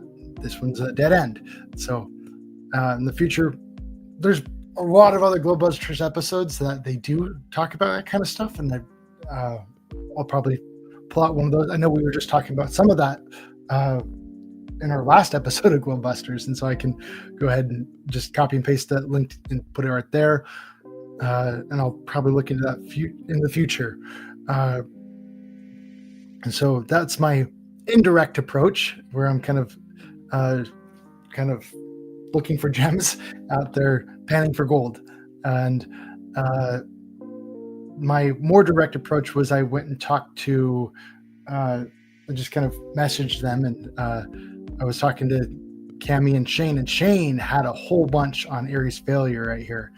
And the whole Ares failure comment was about proving that it's the stars that are moving and not the globe. Sorry, not globe, not the Earth. So the Earth is stationary, the stars are moving. That was what Ares failure, the big claim that was supposed to be all about. And looking into Ares failure, that's a really interesting topic, because as I have gone out and just did a quick search on that, it's really hard to find information on it. Like, Ares failure didn't have a Wikipedia link or anything like that to directly connect me to. And so I looked into that on Wikipedia, didn't find anything, although I did find about the guy. I had to search up his name, and one of the things I like to do on here is am I related to that guy? I don't know yet, but that'll be a topic for another night, is trying to find out if I'm related to him. Because with some of these other people, I actually found out, like Mickelson Morley, for example, I'm actually related to him. I'm related to Mickelson Morley, and there's me, my mom, my grandma, and it kind of goes all the way on back, a whole bunch of generations. And then we've got our common ancestors, and then after that, this is my line to Albert Abraham Mickelson. So kind of cool. Looks like we're related, like cousins through marriage. And this is part of his obituary. Savant writes to be simple. Pasadena. Simple last rites for Dr. Albert A. Mickelson, world-famed scientist, will be conducted in the family home here Tuesday afternoon. Cremation will follow. Okay.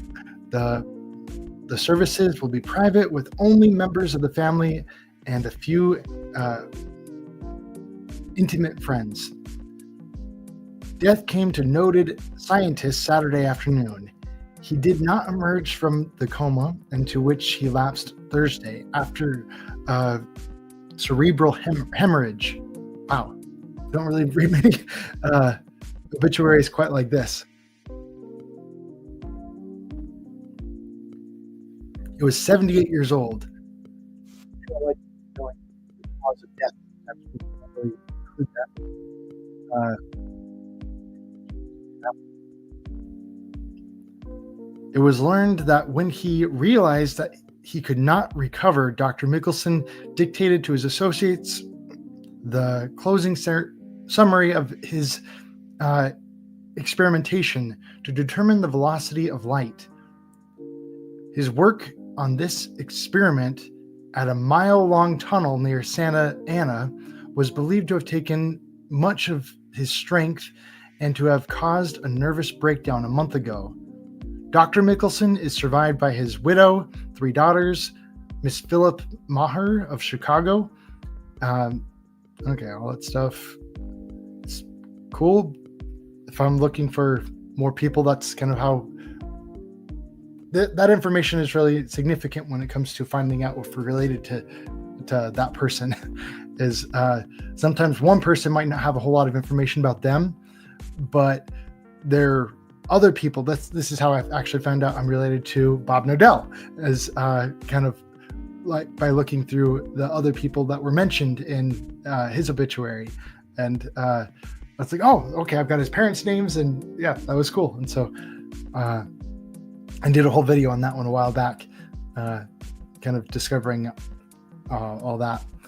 And so what they're actually talking about right here in his obituary is the Michelson-Gale experiment. That one took up tons and tons of time, and so that this little bit is valuable because it shows you what he was talking, or like what they were really focused on in the Michelson-Gale experiment.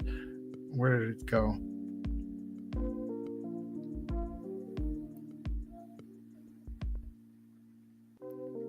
Okay.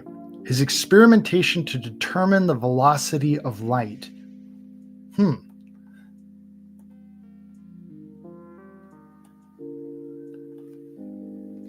Write that down.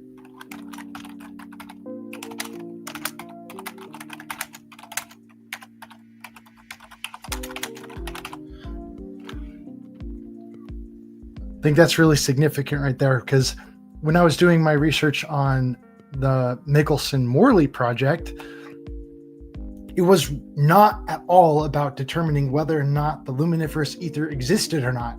It was all about determining the velocity of light, like this. It was all about the speed of light. And I actually did a video on that one somewhat recently, where we actually looked at the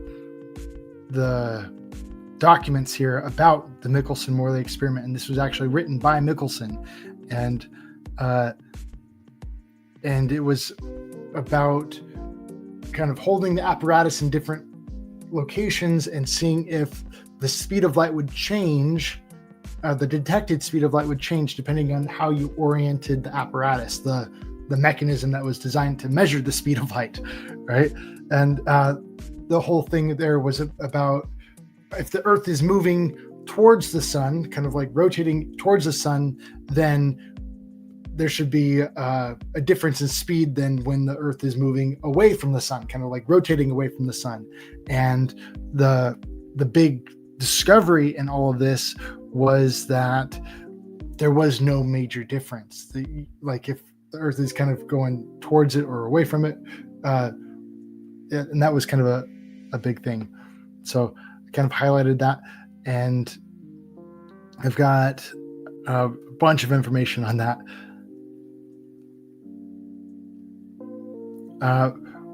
But that's kind of a really interesting thing here, because it kind of reminds me a lot about the whole red shift, blue shift, that whole thing, the whole theory.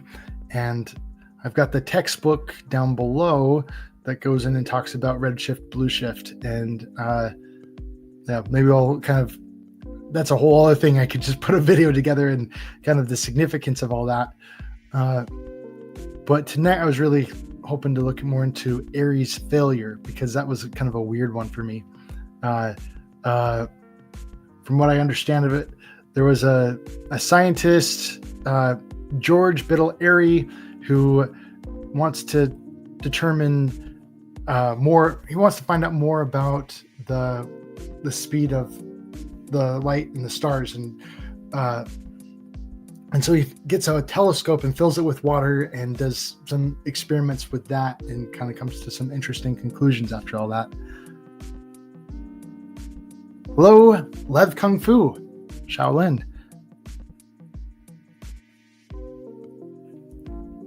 That door's open. If anyone wants to hop on and talk to me, I can just pause what I'm doing and we can talk about whatever. This is open mic night. So right now I'm gonna go and I'm gonna open this one up, and this one's the more popular video about Airy's failure, though it's really dry, by Malcolm Bowden. And then I've got some more from Witsit and what he had to say about all of that. And I'm just kind of taking notes all along the way, just kind of like I did with the other video. And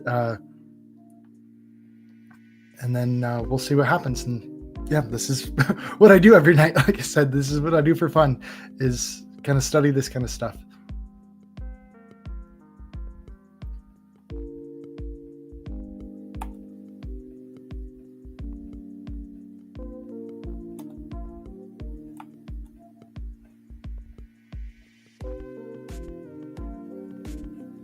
Right. Okay. Why is it? Okay, there it goes. If the telescope is pointing at a star and both are stationary, then obviously the light comes straight into the telescope. In 1729, Bradley found that he had to tip his telescope forward very slightly to get a star in the center of his telescope. It was assumed that this was due to the motion of the Earth around the Sun. Let us assume that the telescope was moving at 5 miles an hour and had to be tipped 5 degrees. This 5-degree tipping, however, could equally be caused by the ether moving at 5 miles an hour, carrying the stars around the Earth. As we see here, the light would be coming in at the same angle, and the telescope would still have to be tipped 5 degrees. So tipping the telescope does not tell us whether it is the starlight moving or the telescope moving. However, there is a simple experiment that can determine whether it was the Earth that was moving or the ether and starlight. All that you... Okay, so this whole thing was showing the telescope moving. So I'm like, why are they moving the telescope? Are they actually doing that in the experiment, or are they hypothesizing the movement of an Earth? Kind of, it's either the stars that are moving or the Earth that's moving. And so maybe they're kind of animating a moving Earth or not, or are they actually physically getting up and moving that telescope? And so I'm going to write that question down, and Probably just going to open this up in a different window, and that way we can share it there.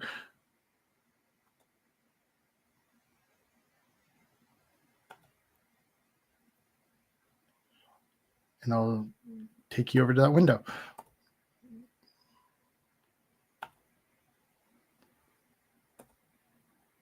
Okay, present, share screen, window.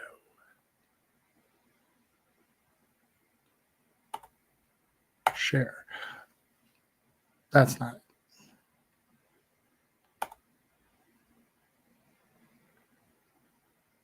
Present, share screen. There we go.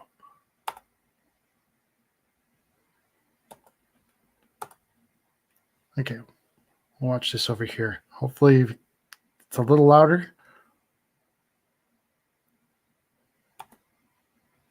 And I'll just take my notes while I'm watching the video. Telescope. Okay. Start that again. Looking for the answer to my question. If a Why is the telescope moving? If a telescope is pointing at a star and both are stationary, then obviously the light comes straight into the telescope. In 1729, Bradley found that he had to tip his telescope forward very slightly to get a star in the center of his telescope. It was assumed that this was due to the motion of the Earth around the Sun. Let us assume that the telescope was moving at 5 miles an hour and had to be tipped 5 degrees. This 5-degree tipping, however, could equally be caused by the ether moving at 5 miles an hour, carrying the stars around the Earth. As we see here, the light would be coming in at the same angle, and the telescope would still have to be tipped 5 degrees. So tipping the telescope does not tell us whether it is the starlight moving or the telescope moving. However, there is a simple experiment that can determine whether it was the Earth that was moving or the ether and starlight. All that you had to do was record the tipping required for any particular star, then fill the telescope with water, which greatly slows down the speed of light in the telescope. There's 140 different episodes of this? What? There are 6 series. Wait, are you talking about something else, or are you talking about this Michael Bowden series? There's Original Life series. Okay. Okay, I was like, what? This it's that big. I haven't seen all these other ones on this one. Okay. Stationary ether. So here is the moving telescope filled with water, tipped at 5 degrees, and you can see that the starlight does not now reach the eyepiece at the bottom. This is because the starlight moves much more slowly when passing through water. However, if the telescope is tipped further, say 10 degrees, I kind of missed that. then Like, the why star are any these particular moving star, telescope? there is a simple experiment that can determine whether it was the Earth that was moving or the ether and starlight. All that you had to do was record the tipping required for any particular star, then fill the telescope with water, which greatly slows down the speed of light in the telescope. So here is the moving telescope filled with water, tipped at 5 degrees, and you can see that the starlight does not now reach the eyepiece at the bottom. This is because the starlight moves much more slowly when passing through water. However, if the telescope is tipped further, say 10 degrees, then the starlight will then be visible again in the eyepiece. It has to be tipped further because the light is now slower when in the telescope. But if the starlight is going past the telescope at 5 miles an hour, Then when it is filled with water, no further tipping is needed because the light is coming in at 5 degrees anyway. The starlight stays on the same path but is only travelling slower in the water.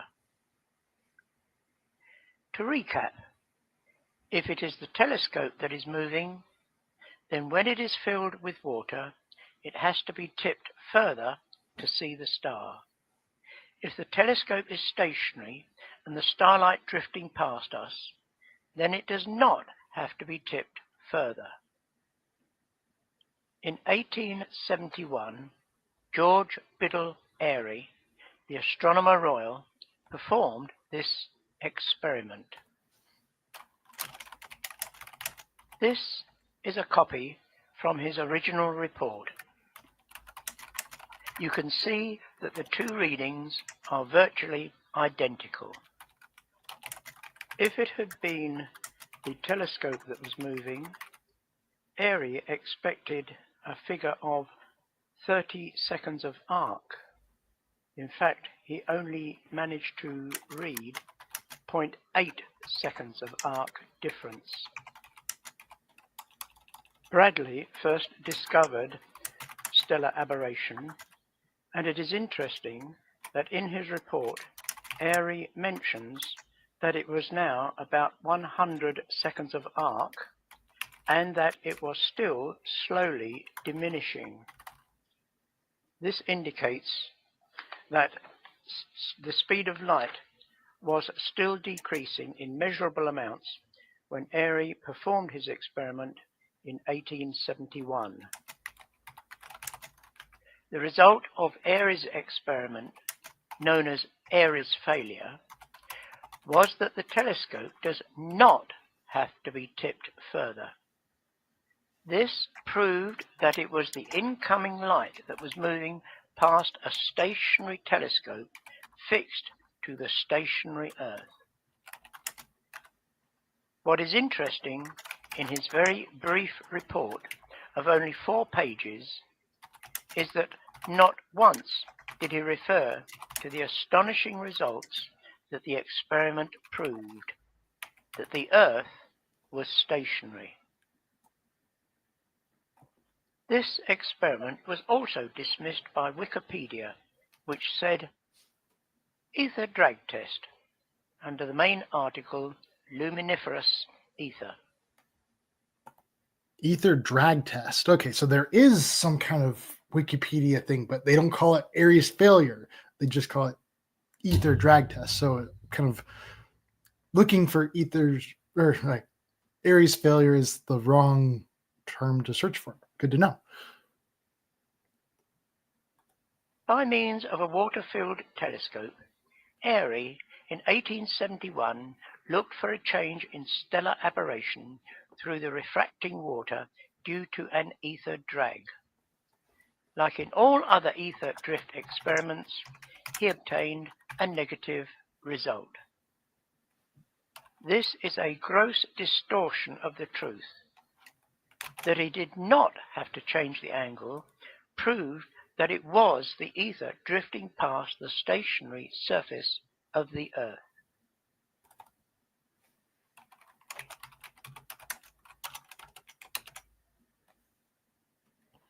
Okay. Interesting. Okay. Well, I can learned a few things from that. I'll stop sharing that and probably take you back to the board real quick. Orphan Red. Moving telescope equals moving Earth. So it's to find out if the Earth is moving or not. Okay. So they weren't physically like putting that telescope on wheels and sending it down a runway or anything like that. It was just kind of testing to see whether or not the telescope was moving or not, right? Yeah, if the telescope was moving, yeah, the whole Earth would have to be moving. And so that was the big thing, is that they didn't have to tilt the telescope farther. Okay, cool. So yeah, definitely learned something there. Exactly how they came to that determination of like the tilt, like how much tilt was required to do that. is some of the underwork that I'd like to know more about. How did they come up with that determination from the start? Because I think that's important information. So I'll write that down. And maybe Austin will be able to fill me in on that on his video. Share screen, window.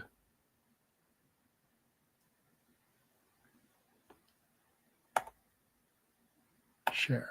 Okay, so this is what I got written down so far, the results, and the summary.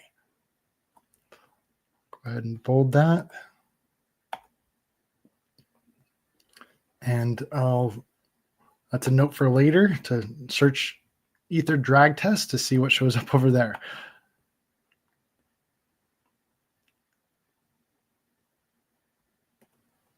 General Science Journal on that. So maybe that might be a good place to look for information on kind of where that starting angle came from.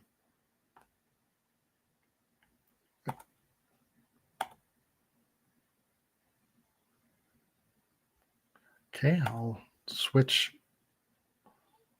screens now so we can follow on.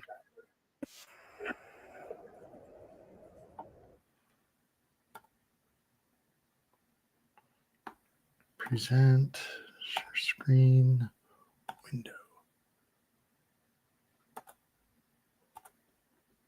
Share. Let's hope we get something off of this one. The middle ground, episode 5, Aries failure or success. So you may have caught it. I was recently on Timcast, and this topic actually came up. If you have not seen it, I encourage you to check it out. But the defense for the heliocentric model was poor, to say the least. We'll kind of cover some of the things said. But this is, as the description says, one of the most important yet omitted tests in the history of cosmology. It has huge impacts. It's very simple. So we're going to jump right into it. If you want to support the stream, kofi.com/Witsit. Also sign up to become a member there. You get private streams, etc. New to the channel, pretty good stream to start watching. This right here is going to tell you what's actually going on very quickly in terms of the question as to, are we orbiting around the sun, or is the cosmos orbiting around the Earth? I'm going to get straight to the point. We're going to keep this very concise. I'm going to try to make sure everyone can understand the concept and hopefully the implications. Okay, so let's jump right into it. So it's called Aries failure, and that's of course because the results did not match the heliocentric prediction. That is objectively why it is called that. Now, what the mainstream will tell you, what Wikipedia will tell you, is it's called Aries failure because he was attempting to verify an ether theory and he was not able to do so. He failed to verify the ether, and that this just disproves the ether. Very similar situation with Michelson-Morley, which we'll be covering soon, and that's called the greatest failed experiment in history of science. Same thing, the prediction of the heliocentric model did not match the actual data or observations/measurements. So, is it actually a failure or is it a success? Let's describe it. So, Aries, of course, was trying to come up with a way that he could verify the cause of aberration, and he came up with a pretty brilliant way to do that. You noticed that you had to tilt your telescope at an angle to see a star. And what you would do is you'd make these measurements over the course of the year because it would shift throughout the year for 6 months, then it would shift back. Whereas the heliocentric model says that that is because the Earth is orbiting the sun. And you have 6 months, then it comes back on the other half of its orbit, and that's what's causing the aberration. Okay, so what is stellar aberration? We covered this in a previous episode. We're going to cover it again. So stellar aberration is the apparent shift of stars about their actual positions. Effectively, it was discovered that to ensure that a star is observed in the center of a telescope, it requires tilting the telescope at an angle. This angle was assumed to be due to Earth's alleged elliptical orbit. This is, of course, once again, an erroneous assumption, as the stars could simply be moving relative to a stationary Earth. So we'll move on straight on to the next slide. So a simple analogy to explain the phenomenon of stellar aberration is the apparent direction of falling rain. If rain is falling vertically to a person running in the rain will arrive at an angle. The rain will appear to originate not from straight up, but slightly tilted toward the direction the person is running. Or, of course, the rain could just be falling down at an angle. So you can see the depiction here to the right. Stellar aberration is again the apparent shift of the stars.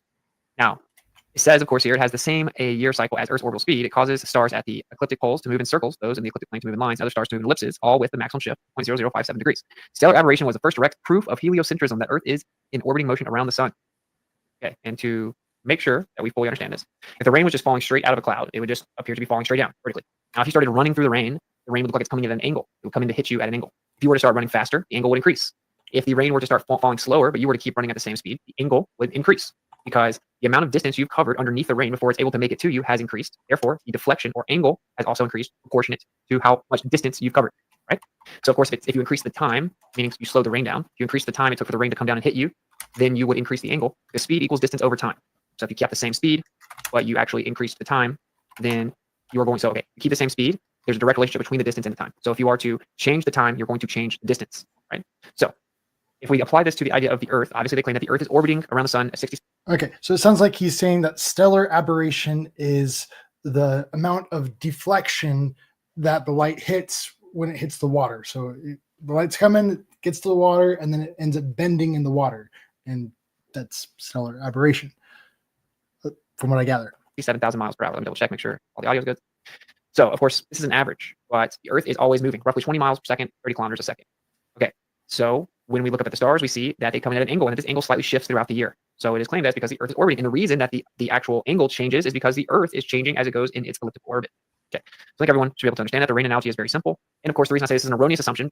I guess stellar aberration would extend beyond just the water because we live in an atmospheric environment, and so that light hits the atmosphere, it's going to bend, as I just recently talked about with Neil Tyson. He was talking about that atmospheric refraction is a thing, and it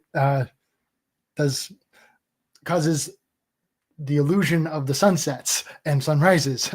That's a big deal. For someone to say something such as direct proof of heliocentrism, for example, this is of course the Flat Earth debunk site. It claims it's direct proof of heliocentrism. Again, just basic logic, which that's erroneous because sure, the rain could be falling straight down, and then you could be running through it, and it looks like it's falling at an angle, even though it's actually falling straight. Or the cloud could be moving. If the cloud is moving, it's going to carry the rain with it, and it's going to come in at an angle, right, as it comes through the air. So, or the wind could blow it. All right. Let's move on to the next slide here. So as we read in the previous slide, the heliocentric interpretation requires the incorporation of a finite speed of light from the star. It is then assumed that due to the movement of the observer, there's an apparent displacement of the starlight. Brilliantly, which is why it's failure or success, because it was quite brilliant that Airy realized that if the light from the star was in fact traveling to the Earth with a finite speed, causing this apparent displacement, then he could isolate the motion by introducing an additional medium. Simply adding water to the telescope would slow down the light, resulting in a greater displacement. The amount the star was displaced was caused by the Earth moving underneath the star, and increasing the amount of time it took the light to travel through the telescope would result in a greater displacement. Now, if you see here, the mainstream is going to tell you that Airy's failure was an experiment in which George Airy failed to confirm the ether theory by measuring stellar aberration, which in itself proved Earth's orbital motion. Either hypothesis predicted that a water-filled telescope should produce a different value of stellar aberration compared to an air-filled one. This is a misrepresentation. It's not an ether theory that predicts it, like we just covered in our analogy. If I'm running underneath the rain, it's going to come in at an angle. That angle, what angle that the rain appears to come in, is going to be directly dependent upon how fast we're running. Now, let's think about this in very simple terms. He's saying that this is from that whole Flat Earth WS site, and yeah, it's a big, huge anti-Flat Earth thing. They just come up with a whole bunch of memes to attack that, and I think it'd be interesting to do a series on just tackling all of their big claims.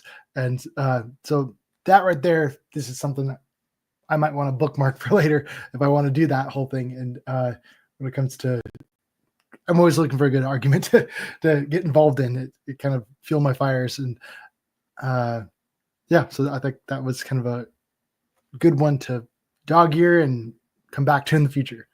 Ether theory predicted that a water-filled telescope would produce a different value. But it also claims that stellar aberration is actually proof of heliocentrism, a direct proof, quote unquote, because it verified Earth's orbital motion. So what does that mean? That means that the claim is that Earth's orbital motion causes the starlight to come in deflected at an angle. So the stars, the analogy of us running under the rain would be the Earth moving underneath the starlight. Okay? Very simple. So if the Earth is moving under the starlight, causing the deflection, if you were to like slowing the rain down, then you would increase the angle, or like we just covered in our analogy. If I'm running underneath the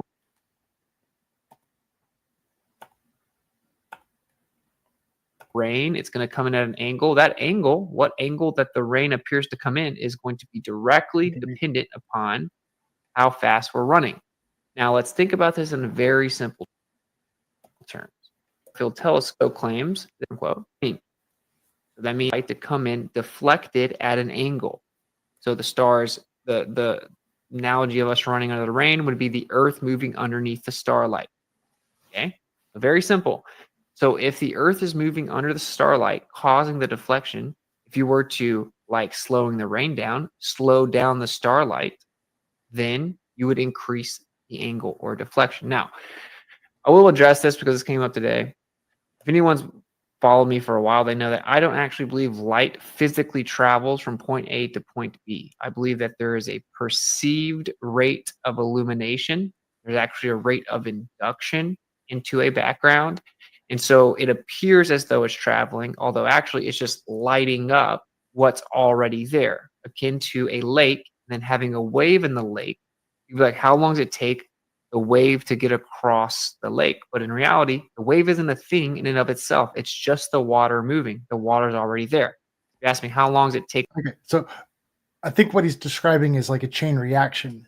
It's easy to think about light as its own thing. It's its own substance. A lot of people like to say photons, right? But he's saying, I don't believe in photons. Light is just a chain reaction of a medium. And so we've got the air, and that light it's a wave moving kind of through the air, and that's kind of what he's talking about, like with water and a wave.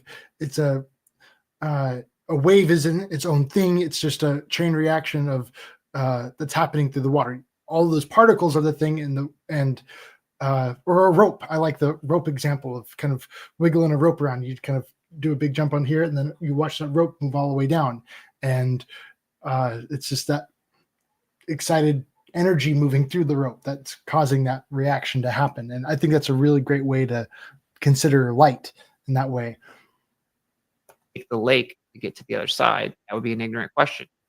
For intents and purposes, meaning for the sake of conversation, the specific interpretation of light and how it behaves is not particularly relevant in terms of if it's physically traveling or just appearing to physically travel. There is a rate at which we see the light illuminate, and we see it do so relative to a certain distance. Okay? And whenever we add an additional medium, such as water, it appears to slow down. So for intents and purposes, there's no reason for us to debate about whether or not light physically travels. It would actually be non sequitur to the point at hand, right? It isn't consequential to the actual point at hand. Therefore, we'll just be using the terminology of travel and slow down. Okay, so we got Bill over here. You say plumb bob and square shows we ain't moving. And so plumb bob and square, I think that's I think you're just kind of hanging something to dangle, and when that doesn't move around, that shows we're not moving, right? It should if we are moving, then all of a sudden you see the shift, right? Kind of thinking about that a little bit, and about how if you're riding in a car, I think the plumb bob and square would show a change in movement. It's not really showing whether or not if you're going at a constant speed, it'd probably just be normal. But if you speed up or slow down, all of a sudden that's when you're going to watch that thing kind of move around. I'm thinking about those Richter scales when it comes to detecting earthquakes. You kind of see any kind of movement in the ground, and all of a sudden that's what causes the pen to start drawing the line, etc. Okay. Now let's actually get a visualization to make sure that everyone can truly understand this. Now it says here, flat earthers claim Airy's failure was about proving Earth's motion. It was actually about trying to truly verify the cause of stellar aberration. That's what it was. And the belief was that the cause of stellar aberration was the Earth's orbit. So they were trying to figure out exactly how everything worked. Is there an ether? Is there an undulatory, meaning a wave mechanic that the light operates within? Is there some other idea, right? That light behaves differently, say like a photon, like a little quantized particle of energy that's massless, as people believe it is now. So he was just trying to truly figure out how the phenomena of aberration operated. Okay? In reality, the aim was to confirm the ether theory, but it failed to do so. The experiment relied on the already accepted knowledge that Earth is in orbit around the sun. And this is such a disingenuous way to go about this conversation, but this is basically all we ever get. It was the already accepted knowledge. Okay, just assuming it doesn't make it true. Yes, it is assumed that the Earth is orbiting around the sun. That is the general consensus as it was then. Therefore, it is assumed that the stellar aberration will have to have a relationship with that orbital velocity. That is assumed. Just like with Michelson-Morley, it was assumed. But yet the results were shocking. They were not as is expected. So what did they do? They say that there was no ether. It was just about testing the ether. No, right? In Michelson-Morley, it was built upon the idea of Airy's failure, which we'll actually show in just a second. He specifically discusses it in the paper, in Michelson-Morley paper. It was about determining the velocity of light. And does the velocity of light change? Does it change based on direction or time of year? How does the velocity of light work? That was the test they came up with. And they used the assumed orbital motion to do so. We'll discuss that in a future episode. Same thing here, only it was specifically trying to better understand the nature of light as it related to aberration and exactly how does the nature of light work. And okay, Austin's kind of losing me a little bit here. He's losing me a little bit here because of the assumptions. He's assuming this, assuming that, and I kind of lost track of what they're assuming, other than they're just assuming the Earth is moving. Now, is he talking about like the assumed angle? That's the bigger question for me right there. Is he talking about the assumed angle? Because that was one of my questions I was starting off with here is how did they come to the determination of exactly how much angle to detect in their conclusion? So if the Earth is moving, then we have to bend the telescope more than than otherwise. Seems like I haven't heard Whit's voice in months. Yeah, his voice been a little different lately. Ever since Antarctic trip, he kind of came back and his mannerisms are a little bit off from what I've noticed. But yeah, so I'm hoping we get him back to good old Whitsit again. So we'll find out what happens. But I'm kind of keeping my ear to the ground on that. Apparently he's doing well. He's just taking some time off to do some like personal matters and stuff. And how does it work in terms of causing stellar aberration? Okay, so let's watch the video. So as you see here, if the Earth was stationary. So this is why I started off with the Malcolm Bowden one. Just kind of watch that one. And now we got Austin's commentary on that. And the stars were stationary above it. The star would just come straight down into the telescope.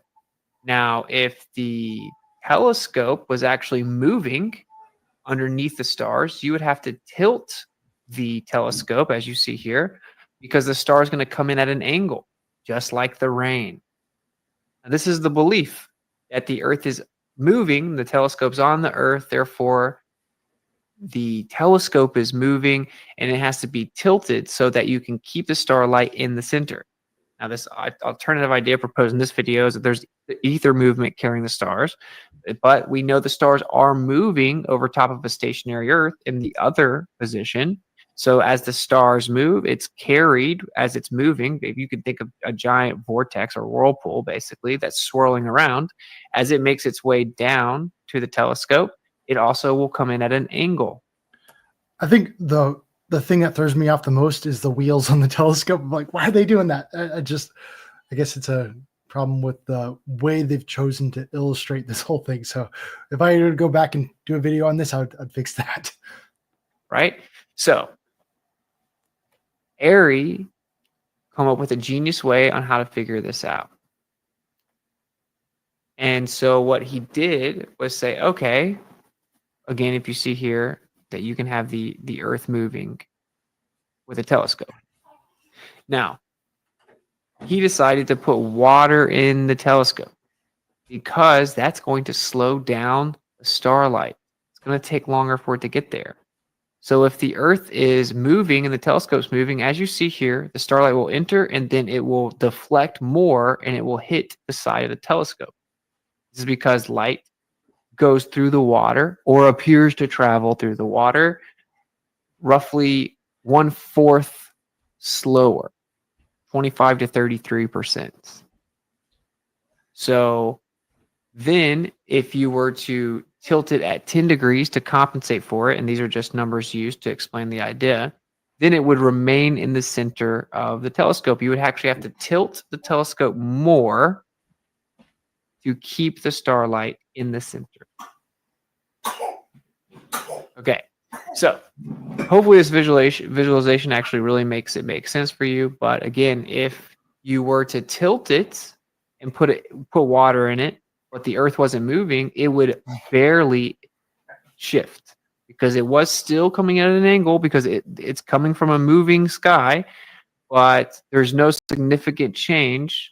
You've just added a different medium. You slowed it down a little bit, but the cause of the angle itself hasn't changed at all because it's that the sky itself is moving. That hasn't changed. It's still moving at the same rate. And so it's just coming to us from the sky. So it's barely going to change when you add water. These are two very distinctly different predictions that would happen. Okay. So hopefully this visualization really helps you out. I think that's what people need to do is see it. Okay. So that is the idea of the test. It was quite brilliant. Right. Now, what did he actually observe? The amount the star must displace according to the heliocentric model was not observed.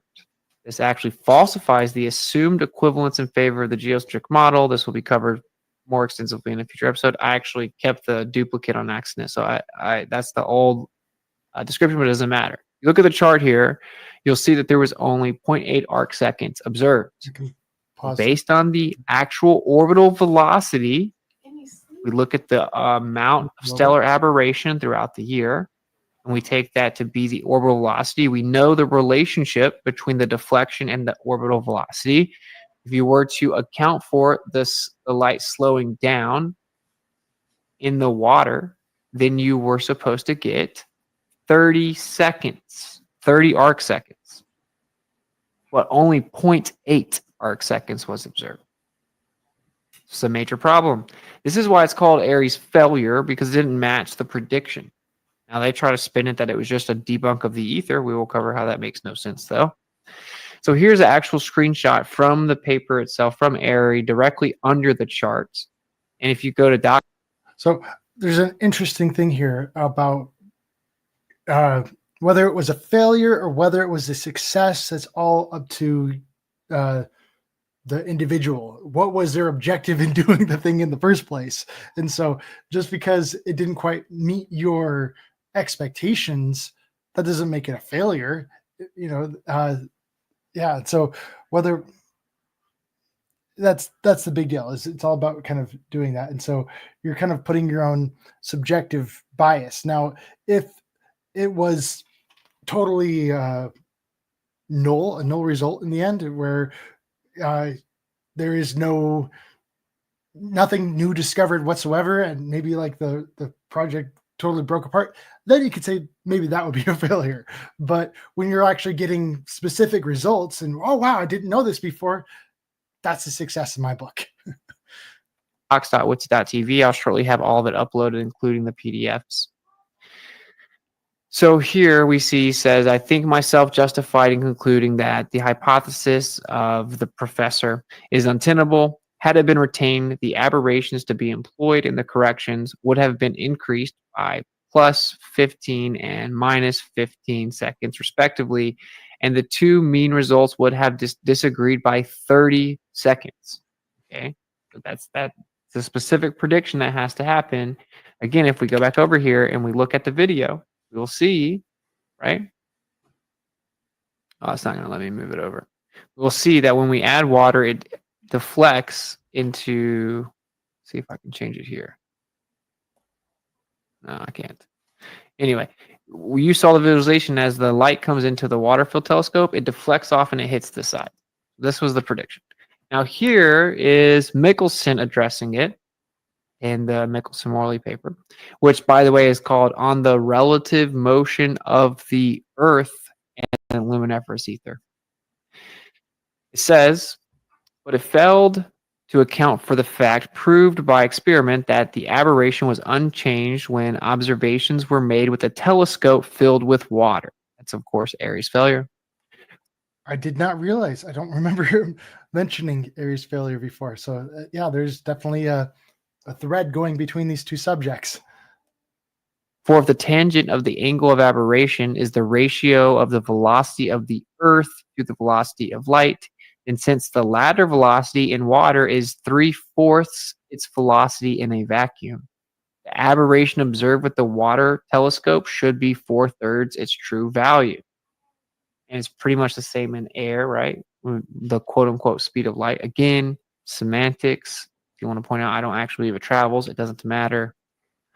For intents and purposes, it's the same thing. The rate at which it is perceived to travel. Specifically, illuminate. Now, make sure everyone understands that. Water is 3/4 its velocity in a vacuum. The aberration observed with the water telescope should be 4/3 of its true value. But since the displacement is proportional to the square of the velocity, the relative velocity of the Earth and the ether is probably less than 1/6 the Earth's orbital velocity and certainly less than 1/4. In what precedes, only the orbital motion of Earth is considered. If this is combined with the motion of the solar system, concerning which but little is known with certainty, which they make a specific claim it's going about 500,000 miles per hour now, then the result would have to be modified. So actually, the current prediction would be slightly different based on the predictions of the additional vectors that are in the model now. It is just possible that the resultant velocity at the time of the observations was small, though the chances are much against it. The experiment, therefore, must therefore be repeated at intervals of 3 months, and thus all uncertainty will be avoided. Okay. We don't even need to read much more there. Okay. Like I said, I'm going to keep this. This is going to be very simple, and actually, we'll just explain it with this here. Okay. Now, when I was on Timcast, what he said was that the cause of stellar aberration is that the Earth is orbiting, moving under the starlight, similar to you running under rain, so it causes a certain deflection. And then later he said that when the water was filled with telescope, that the orbital motion wouldn't cause a deflection to the light. And he went as far as to say that the light comes in at the telescope already at an angle. Okay. If the Earth is moving underneath the starlight, causing the deflection, then that has to remain the claimed cause at all times.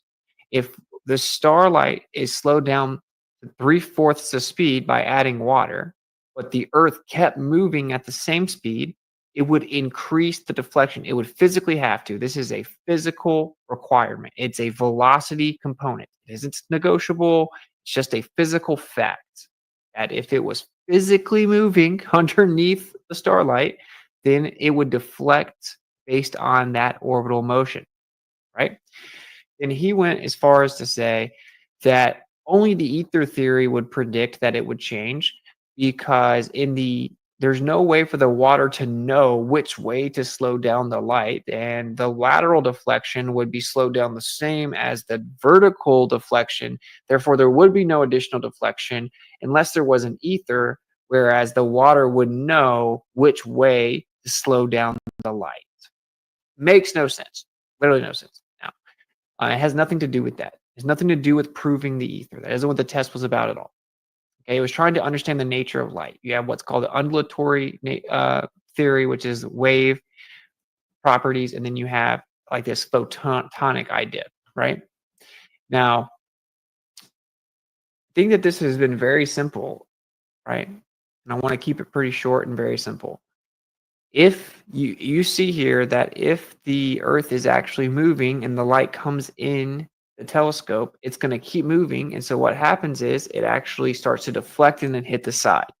But if the telescope itself isn't moving underneath the starlight and you add water, it's going to slow down the starlight, but the deflection, or the motion that's causing deflection doesn't have any additional effect. It's already moved. As it's moving from the source, it's going to only slightly vary because you slowed it down. But if it's actually the Earth moving underneath it, it's going to change based specifically on the orbital velocity proportional to that velocity. Okay? So I know that was very... So what I think would be interesting is to try to do this with like a regular light bulb or something like that. Okay. With a regular light, you get your telescope and then you can kind of like, you can just do that in a fish tank, right? Just get a laser and shoot that laser in the fish tank, and you can watch that, the thing, and keep the laser still, and you can kind of replicate that just in a fish tank and watch the angles and then you do the same thing with the starlight with the telescope. And yeah, I like doing those kind of side-by-side experiments, and say that way we can have one set of results and then we can compare them with another. Repetitive, but when they say it has a profound effect on the undulatory, he said that in that, and I'll cover it more specifically later, what he said, maybe even the whole stream, quote unquote debate, just a discussion, but he said that it had a profound impact on the undulatory nature of light. Well, specifically what is discussed in the papers is that if you were to have the ether carrying the light, then there would be a specific amount required, right? And okay, sorry. So if it were basically waving, then you would have it would require it basically move in the opposite direction. If you had like an ether and an undulatory nature of light, which just means wave. Okay. Now, what the guy said and what the popular belief would be is that light is photons, and that's what he said. The photon enters the telescope. So I want to explain why this wouldn't work, because again, he was just saying that it wouldn't change. But if you're claiming that, and this is very repetitive, if you're claiming that the actual deflection of the starlight is because the Earth is orbiting, meaning the cause of aberration, the reason it changes throughout the year, it goes one way 6 months and changes over 6 months, which is what you would expect with a rotating cosmos. That's what they're claiming is happening with the orbiting Earth. Okay, if that's an interesting thought right here. Is we only hear about doing this one way, but what happens if you tilt the telescope the other way? Yeah, it's interesting to get the different perspectives instead of just different times of day. Also, that would be a really good observation to have. The cause of the deflection of the light in the telescope is the fact that it comes in at an angle because it's being deflected, right? If it's actually the Earth moving, that means the Earth's moving under the light that's coming straight down to you, right? Because in the heliocentric model, the stars appear to move, but they're not actually moving. We're spinning and orbiting, making the stars look like they move. So if the star is coming straight down to us, but we're moving underneath it, then it's going to cause it to come in like the tilted rain at an angle. If you were to slow down the light, the Earth would keep moving at the same speed. Therefore, it would deflect that much more.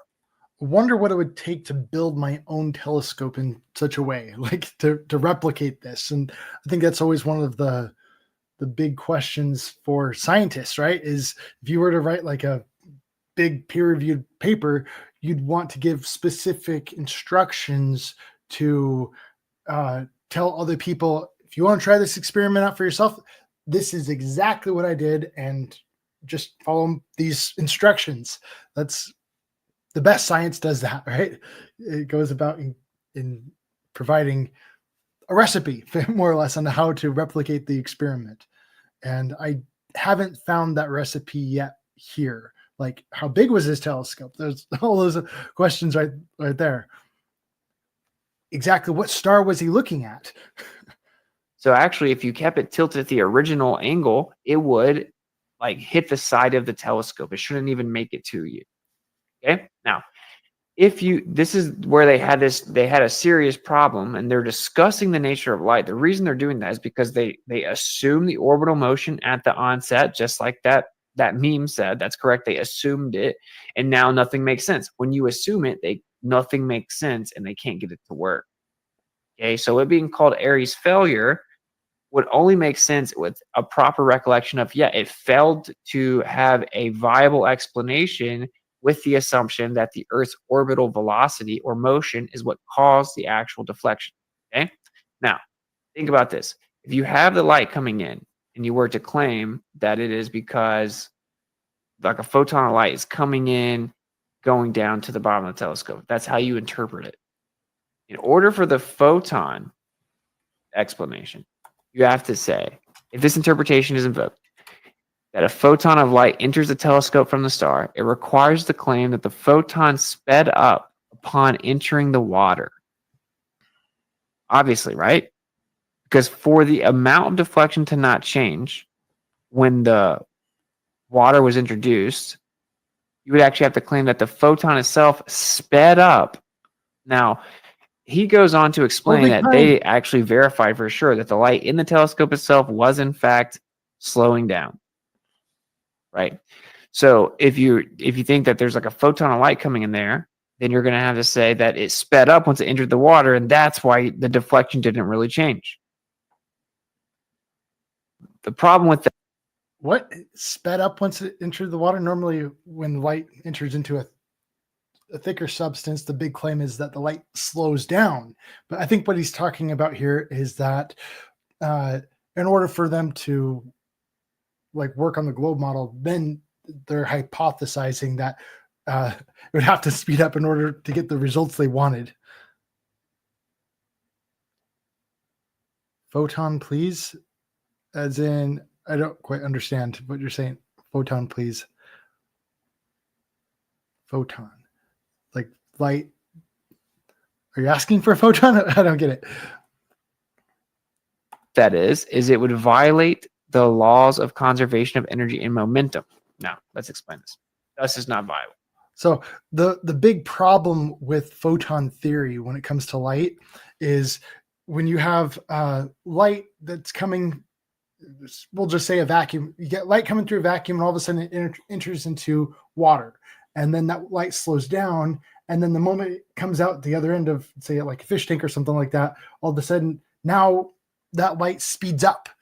What's causing that light to speed up? It's got to find some excuse to get more energy. And it's not just like this, it's not a gradual speed up like a car, how it once it has to build up momentum to get up to that speed limit or whatever. It's instantaneous. It's going slow, all of a sudden, or sorry, it's going fast, and it's going slow, and all of a sudden, instantaneously, it starts going fast again. That does not make any sense when it comes to photon theory. Now, some waves end up, the undulatory theory that Austin was talking about, light is just a wave traveling through a medium, okay? So you got like a medium over here, and then the light hits that medium, a different medium, the thicker medium, like water, and that water it ends up transporting that the wave. It ends up causing a different kind of wave in the water, which is kind of an interesting thing to think about when it comes to color. Like I've never seen light go from one color being out here being a different wavelength, and then all of a sudden enters water and then changes color and then it goes back to the normal color. I've never quite seen that before either, although it does make me think about the optics we were talking about that with Cami when it comes to polarization, about how you have that weird polarization effect, but I haven't quite seen it with color yet. So another example of why this would be the case is if you were to take a piece of glass and you shoot a laser through it, it looks like the laser slows down by roughly 30%.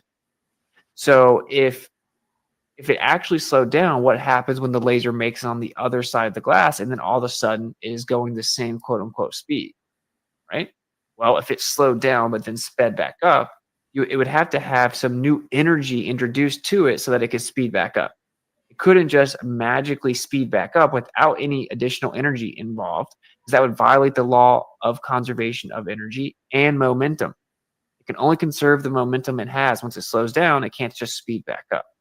So what the mainstream explanation for this is that it appears to slow down because it's increasing its path distance, but actually it's going the same speed, just the distance increased.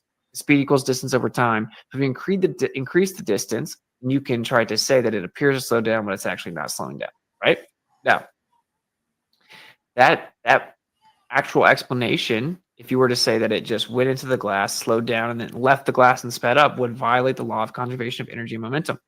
This is the case for if the photon entered the telescope and then sped up, because what energy was introduced to the photon magically right at the moment that it was introduced to the water? Nothing. So it would violate the law of conservation of energy and momentum, those laws. So that isn't viable. Okay. Big Pine is saying he's seen blood at 70 feet underwater. It looks green until you get above the 20-foot depth, I'm guessing. Then it turns red. Green blood. That's interesting. Man, that would be cool to get a video of that. When I shoot fish, free dive spearfishing. Cool. Very cool. That's some talent right there to be able to dive down deep, going down 20 feet deep. Free dive, that means like no air tank. That's awesome. Takes a big set of lungs to do that. Isn't an explanation, which is what he was claiming.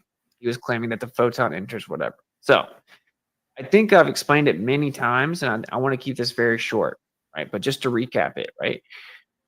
Stellar aberration is similar to rain falling. Okay? So if the rain's falling straight down and you run underneath it, it'll look like it's coming in at an angle. If you were to speed up, it'll come in at more of an angle. If you were to keep running the same speed, but let this actually slow the rain down, or the rain started falling slower, then it would also increase the angle, right? Because the amount of distance that you've covered underneath the rain before it could make it to you has increased. That means that the perceived angle, the apparent deflection or angle, gets bigger and bigger and bigger. The greater the distance you cover underneath it, the greater the deflection or the angle. Hopefully you can visualize this because it's quite simple. Right? It looks like it's coming in straight. You start running underneath it, it's going to look like it's coming in towards you.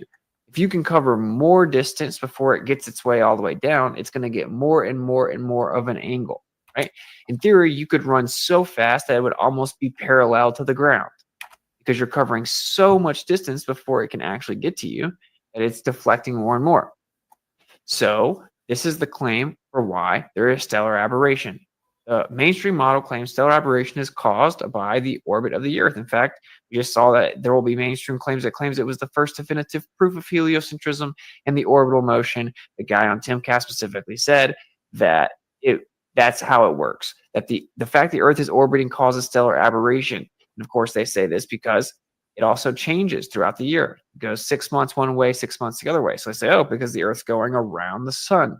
So the claim on the table for heliocentrism is that the actual motion of Earth itself through space causes stellar aberration, just the apparent deflection of the starlight as the stars appear to move daily with the sidereal rotation and annually with the precession. As it moves annually and appears to, really they're not. The stars are sitting still the whole time.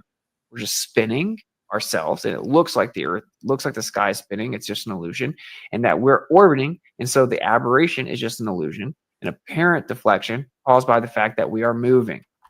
Okay, so that's the official claim, is that stellar aberration is caused by orbital motion, which means the idea is the Earth is moving underneath the starlight as it comes down to you. So if you look at it in a telescope, you have to tilt it at an angle, because just like we saw in the visualization, and I'll show it again because I think it's very good. You look right here. As this telescope starts moving, which is akin to the Earth moving, because the telescope would also be moving, it's on the Earth. As you see here, that once the telescope starts moving, even though the starlight's coming straight down to you, as the telescope moves, it looks like it's coming at an angle. This visualization should really make it click with you what aberration is claimed to be in the heliocentric model, just like running under the rain. Okay, so he added water to the telescope. Again, I know this is very redundant. If you're able to grasp it fast, I get it. So the water slows the light down significantly, about 30% or 1/4, right? So if it slows it down by about 1/4 the speed, now you've increased the distance. In fact, the total value that you're going to get should actually be a 4th greater, like 4/3 the value that you had before that. So that means that if you were to just keep it at the same tilt, but the Earth kept moving the same speed, as the light comes in, normally it would be right in the middle of your telescope and get to you. But since it hits the water and slows down, but the telescope keeps moving as it's trying to make its way straight down to you, and it's going to deflect more and even hit the side of the telescope. It barely moved at all. It was supposed to move 30 total arc seconds when you take into account the mean, so 15 arc seconds to another 15 arc seconds taken throughout the year, and it only moved 0.8.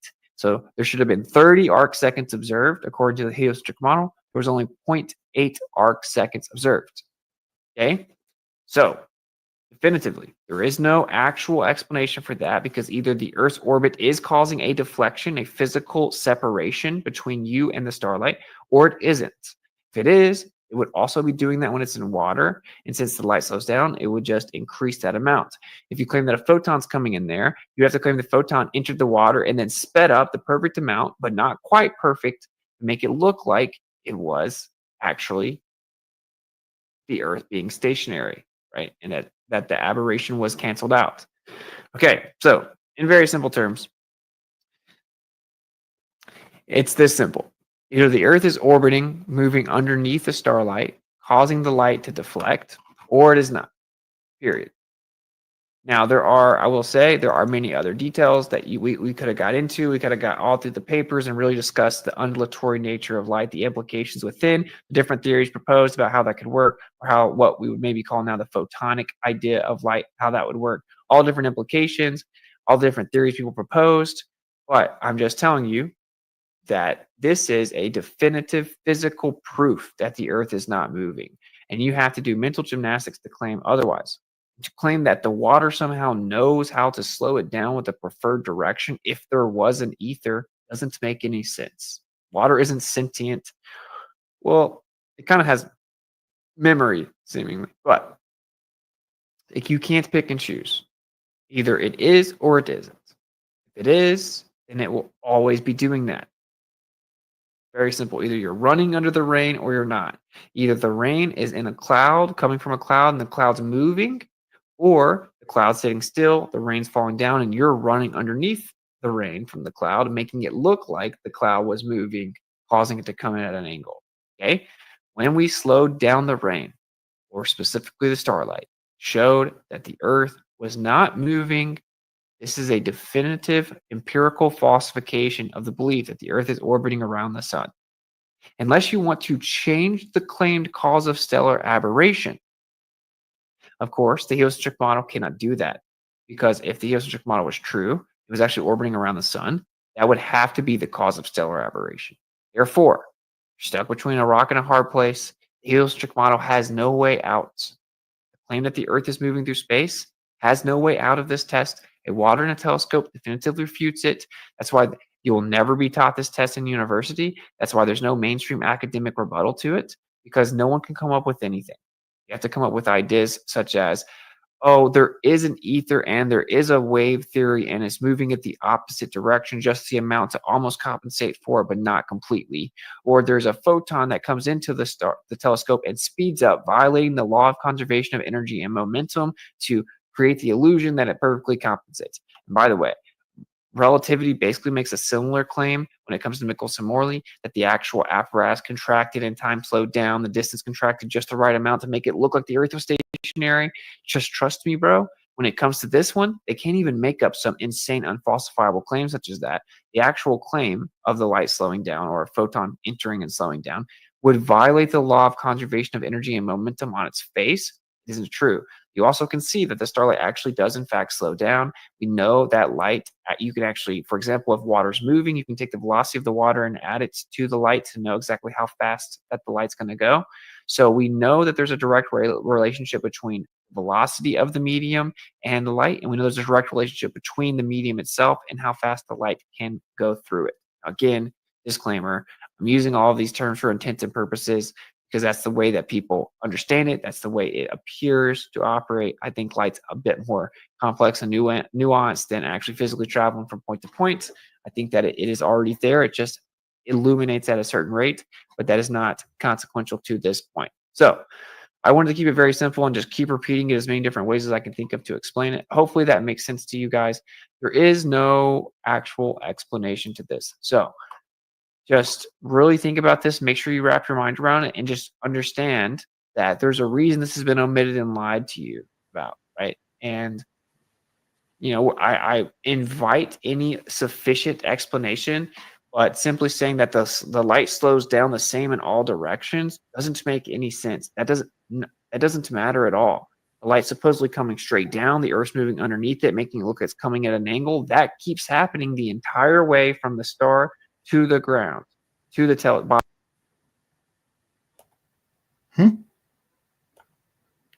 What's going on? Out on the telescope. The entire way, it appears to come in at an angle based on how fast the Earth's moving underneath it. If you slow the starlight down, now you're going to get more of a deflection. It's going to actually come out of the telescope unless you tilt it at a better angle based on the water. This is what happens if you actually tilt it, accounting for the assumption the Earth is moving 66,600 miles per hour. You won't even get the star in the first place, right? You won't even actually be able to observe the star. Okay. There you go. That is. Okay. So that kind of brings up a question here is like, one's moving, the other one's not. And it kind of gets me thinking a little bit more about that whole relativity thing. How do you know it's the Earth that's moving and not the star? But I think it has to do with the direction. I don't know. I'll kind of think about that for a little bit. Is middle ground. Episode 5, Aries failure or success. The answer is that it was absolutely a success because it was a brilliant idea of how to actually test it. He proposed an idea that he thought would be definitive to show one way or the other. It absolutely did show one way or the other. It just wasn't what anyone was expecting or what they would want. So it was a very successful test. It was a very brilliant yet simple test. And it is one of the most concise, specific reputations of the heliocentric model. It isn't complex. People typically dismiss it because they say it can't be that simple. It can't be as simple as just a water-filled telescope, right? This idea that you can understand with an analogy of rain, no way this can debunk hundreds of years of science. You mean mainstream consensus, philosophically biased pseudoscience? Absolutely, it can. You can debunk the heliocentric model with something as simple as water and a telescope. You can do the observation yourself. You can make it precisely yourself. You can test all the times that it's ever been done. The actual result isn't disputable. That's why it's just this is omitted and slid under the rug because there is no actual explanation for it. Light doesn't magically conspire with water because it wants to make everyone think heliocentrism isn't true and then just somehow defies physics so that it looks like the Earth is stationary. This is the exact prediction of a stationary Earth. If you actually have the sky moving around the Earth and it's within a medium, it is coming down to that stationary Earth. As it comes down, since it's moving, you can imagine a whirlpool, right? It's going to slightly be drug and have an angle that it comes in. That is what's expected with a stationary Earth. And so if you added water, it would be expected to barely change. But if you actually have a moving Earth, that's totally different. It's expected to move directly proportional to the velocity of the orbit or the Earth because it's still moving underneath the starlight actively as it enters the telescope. If you slow it down by 30% or 25%, you're going to actually increase the deflection proportionate to that 25% decrease in speed. So hopefully, I know that was a bit more like succinctly put there, but hopefully you guys follow it. I'm going to keep this one very short.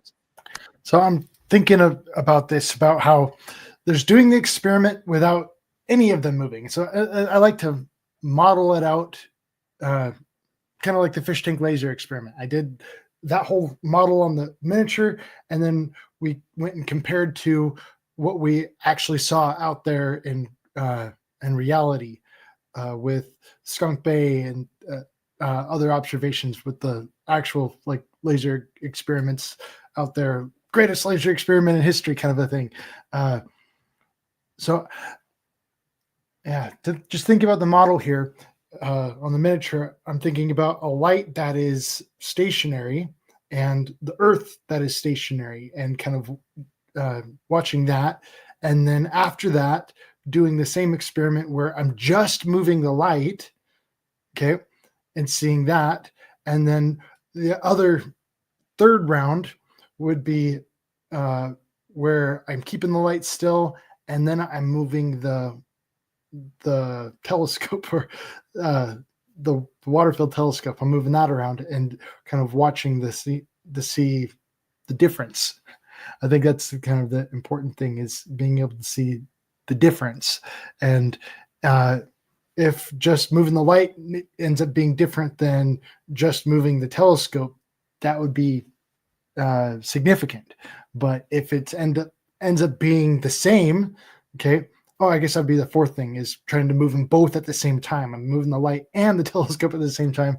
And so, yeah, 4 different ways of looking at it. And if just moving the light is the same as keeping the light still and moving the telescope, I'd call that a null result, inconclusive. And yeah, even then, I wouldn't call that a failure. I'd just say, that's interesting. I may watch the Timcast stream and react to it. You guys can let me know. I'll throw a poll up in Ko-fi. It'll be public, and you guys can vote if I should do one of those or not. And I will check the super chats, and then we're going to get out of here. We'll keep it under an hour. I had something pop up last minute. That's why the stream was a little bit later than expected. So apologies. But obviously, we have a lot to talk about in terms of the Antarctica trips coming up. We have some other big shows that are coming up. I'm not announcing yet. And yeah, like this should be pretty enlightening to you. If you've never heard of this, I wonder why. I wonder why Wikipedia lies about it. And like I said, you can go to docs.witsit.tv and you can read the papers. You can read Nicholas Morley. You can read the section he talks about it himself. You can go read what Airy said. You can read the chart from Airy himself. You don't have to take my word for it. You can also even become more informed, familiar with exactly what the undulatory theory is, what the implications were, what their actual discussion was. And if you go read it, you will quickly discover that the discussion was not in any way about, oh, does this disprove that the ether exists? The actual conversation was, wait, how would this work with either theory, whether it's that light's acting as a wave or a little particle?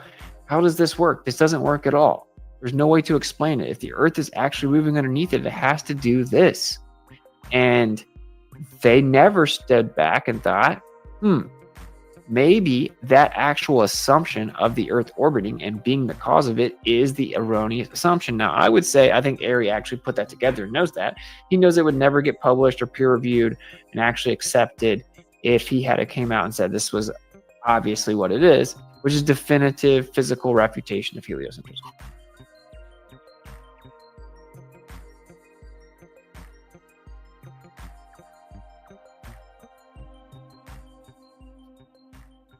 All right.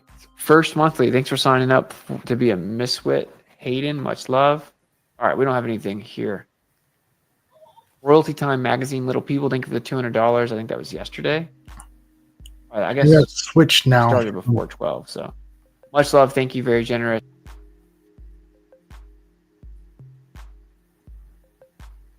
Okay. I'm going to switch over to Space Audits, and they have another video that is on my list of things to investigate.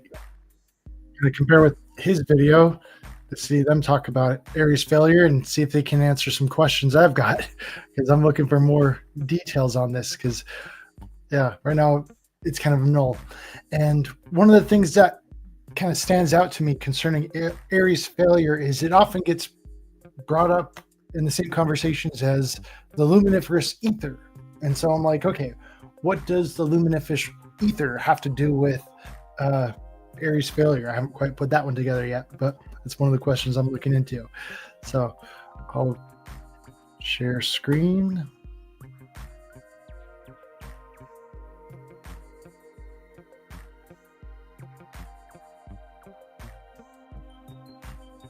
Where'd it go? There it goes.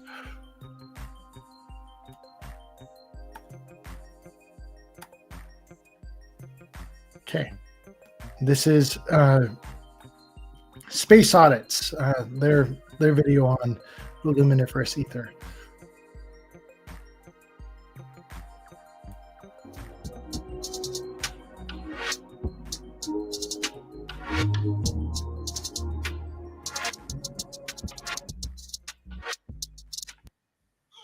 When any telescope, no matter how large its aperture or perfect its optics, fabric of reality.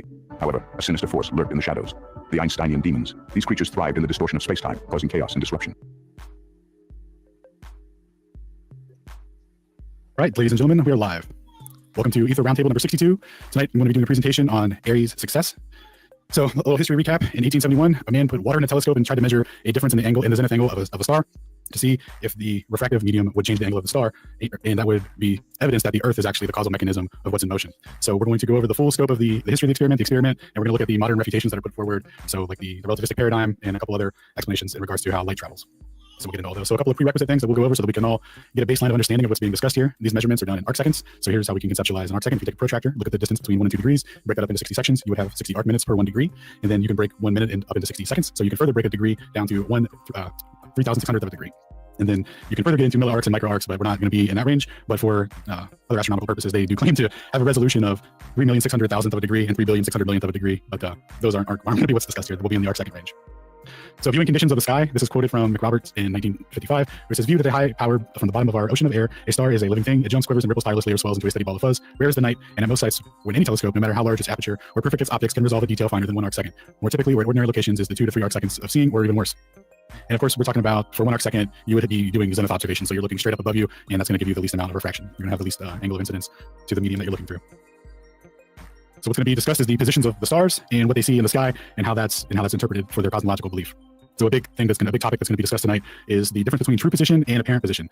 So to kind of conceptualize that, we have a lad here on Earth. He's looking up at the stars. Suppose this is the actual location, but because the light comes in and hits the refractive index of air, its position is shifted slightly. Now these angles are greatly exaggerated, so you can easily conceptualize it. These would be slight differences, but this is what they're putting forward. So when you're looking up at the sky, you're not seeing the quote-unquote true position of a star. Everything you see is an apparent position, and that applies to all celestial bodies: the sun, moon, the so-called planets are wandering stars, and the fixed stars and all that, and the zodiac, all of that stuff. All right, so when we get into this experiment and its purpose and interpretation, it's very important to understand that we're giving like a huge benefit of the doubt to the idea of a true position of a star, because everything in the sky is always in motion. So how do you establish where the star actually is in reality? Well, you wouldn't be, you would just kind of be taking a guess at it. So how they have established these true positions is off what's called the first cusp of Aries, and this is established for celestial navigation, and it's in all the old almanacs. This is the baseline for the true positions of the stars. So this is a snapshot of the position of the stars on the vernal equinox, and from that day moving forward, it's all the stars will deviate from that, and then they'll complete a cycle. And it's when they return to that position, they're all expected to return at the same position and all that. And what they found is that if you take that day, that snapshot, which is arbitrary, right? Because they're all, you might keep this back. It sounds okay. Thanks, peace. 1 second. All right.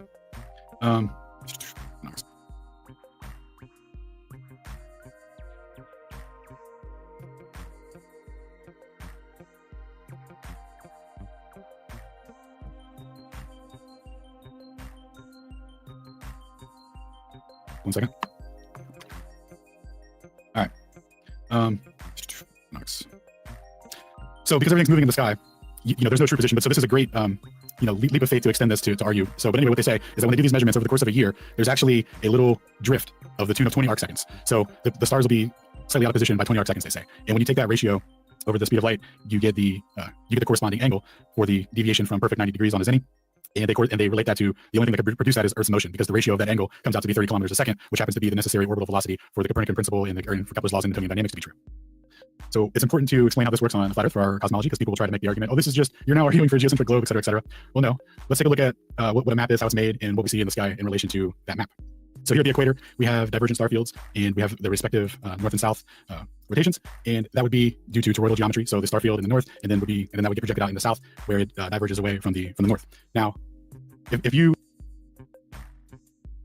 it's a really odd observation. He's saying that's at the equator, but I thought at the equator you got the North Pole, which is over at 0 degrees. But I guess this is one of those weird. It's got a fisheye lens that is doing that, but I don't know. So you've got this big, huge bowl shape. So that's kind of putting that way up over there. But yeah, it's a really weird observation. Have a limited vision, and you're interpreting these projections of star fields through toroidal geometry in the sky. How could you map that? What would that look like on a map? What could you do? Well, suppose you're in the center of this fundamental plane here, and you see the sky and everything move around you. This is what it would look like. And then when things go out of your field of vision, when they leave your field of view, they're going to appear to go into the horizon. They're going to appear to set into the horizon. Now, are they blocked by Earth curvature and rotation away from them? Or is it due to the limit of your vision? Well, mathematically, you would represent this effect the exact same way, and you would just use a negative coordinate system to represent where you don't see the stars. And they would complete a circuit above you or underneath you as you rotate away from them. And that mathematical equivalence is the only thing that distinguishes that is just how you define the coordinate system to represent it. So when you represent it through a ball like that, where the top northern hemisphere you would say is the top of the ball, and the southern hemisphere is the southern half of the ball. Well, that would just be the merger of two coordinate systems with respect to the limit of your vision. So, and when we get into the position of the stars, we have a northern and southern hemisphere star chart here, the position of the stars and the zodiacs. And when you would merge these two star fields together, right, When we take this and merge it together to make it into a map that you could use in any hemisphere, that's what you end up with the, what they call the globe, but that's just a reticule, then the globe is just one of the projections of the reticule. So this is what an equidistant concentric circle layout would look like for the star map, everything we see in the sky. So this would be, if you can imagine a Gleason's map, this would be, where the stars would look like in the sky. So no difference there. It's all just in the coordinate system of how it's mapped for the interpretation. Any questions before we move on? That's got me thinking about like a planisphere. Thanks, sir. Okay. Can we go back about 3 frames? Yes, sir. The one where you show the celestial. It's kind of a interesting looking. A planisphere is like a star chart that's flat, and you've got the different stars going all the way around it. And yeah, this diagram was one that I had never seen before. This one? Keep going back there. One more. Maybe 2 more actually. Go back. Pass that one. There it is. That's the guy. Yeah, it's all about the observation and where you are on Earth when, say, someone like Ari is making that observation during the equinox. That hold on, let me refer to my own diagram and how that relates to yours. Right, so you're looking into the lean, and the transverse is pointing at noon. Okay, so that means, yeah, so technically the sun at this point would be in the direction of the black arrow pointing at the vernal equinox. So if you can actually picture the motion of the Earth would be along that line, and you're viewing the star here at either dawn or dusk when the sun is 90 degrees from your zenith. Hopefully that's a little clearer about when the observation and where on Earth it's being taken. Hopefully we'll revisit that, but I just wanted to fill that in. Yeah, thank you. Much appreciated. And real quick, just a brief explanation of the reticule. Reticule? One? No. Could you yeah, so it's a spherical coordinate system that uses latitude and longitude.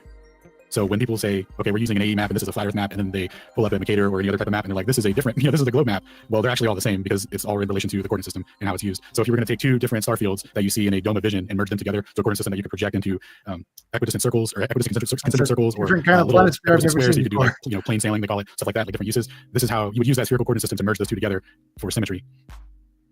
The equivalent. Yep. Good old graticules. Yep. So it's just a map of the position of the stars. So when you think like northern hemisphere, it's just like where the position of the stars at. If when you're in the north to see them. The zenith zones. Yes, sir. Them zennies, they call them on the streets. I heard some kids saying it the other day. They were like, those zenny angles. And I was like, nice. Those kids get it. Those random street kids get it. All right. So the next thing we're going to look at here is the speed of light in water. So a big argument that's put forward for Ari's failure in misinterpretation, and we'll look at some gaslighting here later, is that the speed of light doesn't change in a medium. Well, it absolutely does. Now, there's various explanations as to, does it actually change, or is the light bouncing around the molecular structure of the medium? Is it interacting with the electrons, and then those are re-emitting the light? Like, what's going on there? Is it actually slowing down, or what? Well, we're going to get a definitive measurement here to kind of put that to rest, so that we can all get back on the same page and understand that when light enters a medium, it goes slower. So this is Looking Glass Universe, or what is her channel? Yeah, Looking Glass. And she's going to do an experiment here with a laser meter and a tub full of water. She's going to measure some distances based off of the timing of the speed of light. Okay, it gives me one of the here. And now what I'm going to do is that same experiment again. I'm going to test how far this meter thinks the distance is from the top of the strap to the bottom. And I'm going to do it once without water and once with water. Oh, fantastic. This kind of sounds like what I was talking about before, about the stationary kind of doing the fish tank laser experiment thing where I'm trying with the... Am I muted or not? Oh, good. Okay, so yeah, this is the laser stationary test before doing anything else. Cool. 11.2 centimeters. If the old distance is like 11 centimeters, then the new distance should be approximately something around 14.5. Okay, so if the result is like approximately 11 centimeters, then that means that the speed of light in water is about the same, whereas if it's about 14.5, then... What? So she's holding it by hand, like that. You're going to wiggle it around a little bit. Exactly how she's doing this, I don't know the full details yet, but this is interesting. It means that the speed is significantly slower. So let's see. That would be a 30% difference in velocity. Okay. And we're about the same spot, and... Okay. I think that's a positive result. Yeah, so we can get maybe... Wait, what's positive? I don't get it. So is she like just measuring the speed of light in air versus water? Like, what is this device she's got? Whether this doesn't... Yeah, example, the Homer Simpson memes.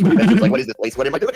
Dude, so quick background. She's a PhD in quantum mechanics, and during the lockdowns a couple years ago, she's the one that did the double slit experiment, and she used a fog machine to show that the light refraction pattern happens all throughout the experiment. So at no point is there a particle, photon, or whatever. And then she did this one after that to measure the speed of light and does it change in a medium. And her initial hypothesis was that it doesn't change, and she had like various explanations as to why, and did some mathematical analysis to kind of like trick herself into explaining how it would do that. And then we're at the end here. Okay, I'm noticing the title of it. I didn't believe that light slows down in water. So maybe that's like supposed to measure the speed of light, like kind of reflecting, coming back. Is that what it is? she buys the thing and does the experiment. And yeah, so what she just measured was a timing difference in the speed of light. So she got a different distance, right? That corresponded to that 30% change that Stone just mentioned. So the speed of light in a medium changes. It doesn't, you can argue philosophically like, yeah, it stays the same, but it's bouncing around the molecular structure. Well, either way, that timing difference creates a distance change. So to argue that that doesn't happen and that's not a real effect, you're now arguing against observable reality and things that are easily measured. This is a huge. So that right there is like a really big common theme between Nicholson, Morley, and Airy's Failure is it's all about the speed of light. Point of contention in this argument, I know, because I went through and watched a bunch of videos to see, what the modern refutations were. And since we've been arguing this, a lot of people are like, light doesn't change its speed in the water, therefore it's not going to have an angle change and all these things. It's like we just watched the speed of light measurably be different in a medium. So, and I'll put the link to her in the chat so you guys can swoop that up if you need it. All right, now we'll continue on to the history of Earth's motion. So before we had, because you'll often hear references to like, well, we know the Earth's in motion. The previous XYZ of Earth's motion, like there was this long list of mysterious experiments that no one's ever heard of that prove mutually exclusively that the Earth's in motion. There's only like 2 or 3. And it starts with stellar parallax, which is the apparent shift in the position of the stars with respect to the time of year. And the heliocentric interpretation of that is that if you triangulate the position of the stars in the change, if you use the baseline of the triangle as the distance from Earth to the sun, and then completing its orbit where it'll be in a different spot. So you take 93 million miles, added up for 186 million miles, and you take that for the baseline of the triangle, you extend that out to dang near infinity where trust us, it converges. They take that as the causal mechanism for the apparent displacement. And the thing with the triangle is though, if you reverse it, the geocentric equivalent would be just the skies moving to create the baseline. So the stars motion creates the baseline, and then your position where you view it optically is where the triangle converges. So there's a direct equivalence there with this measurement. This is kinematics. This doesn't prove anything with respect to is the Earth moving or does the sky move. These are this observation is as a direct geocentric equivalent, and we'll actually take a look here at a counter argument to heliocentrism, because in heliocentrism, suppose that the parallax is caused by Earth's motion. Well, then you're locked into the parallax all has to go in the same direction. And we're going to read a little bit here from a paper from 1943, where they talk about the what to do when they measure negative parallax. So this is from the Dearborn Observatory, 1934. And I have a quick point to that when you're done with this, if that's okay. Yeah, awesome. Yeah, no worries. So he gives 3 explanations here on how to handle negative parallax. The first explanation is it's just okay. So this one of the big vocabulary words. I'll go ahead and add that to the board is stellar parallax. Debunked by fog. Not sure what you're talking about. Debunked by fog.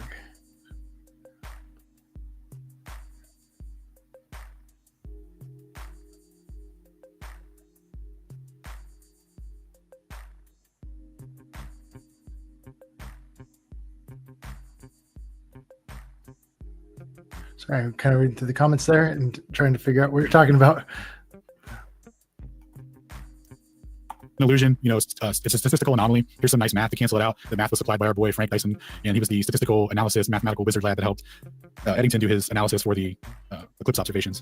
And then the second explanation is, well, perhaps the star system is a binary star system and it has an irregular movement and it just looks like it's negative, but it's really positive. It's just due to some velocity anomaly because of the gravitational exchange between 2 bodies that are really close to each other is going to produce irregular movements, and maybe that's what did it. And then the third is that maybe the reference star that they're using moved and they should use a different reference star. Well, that's that's cool, man.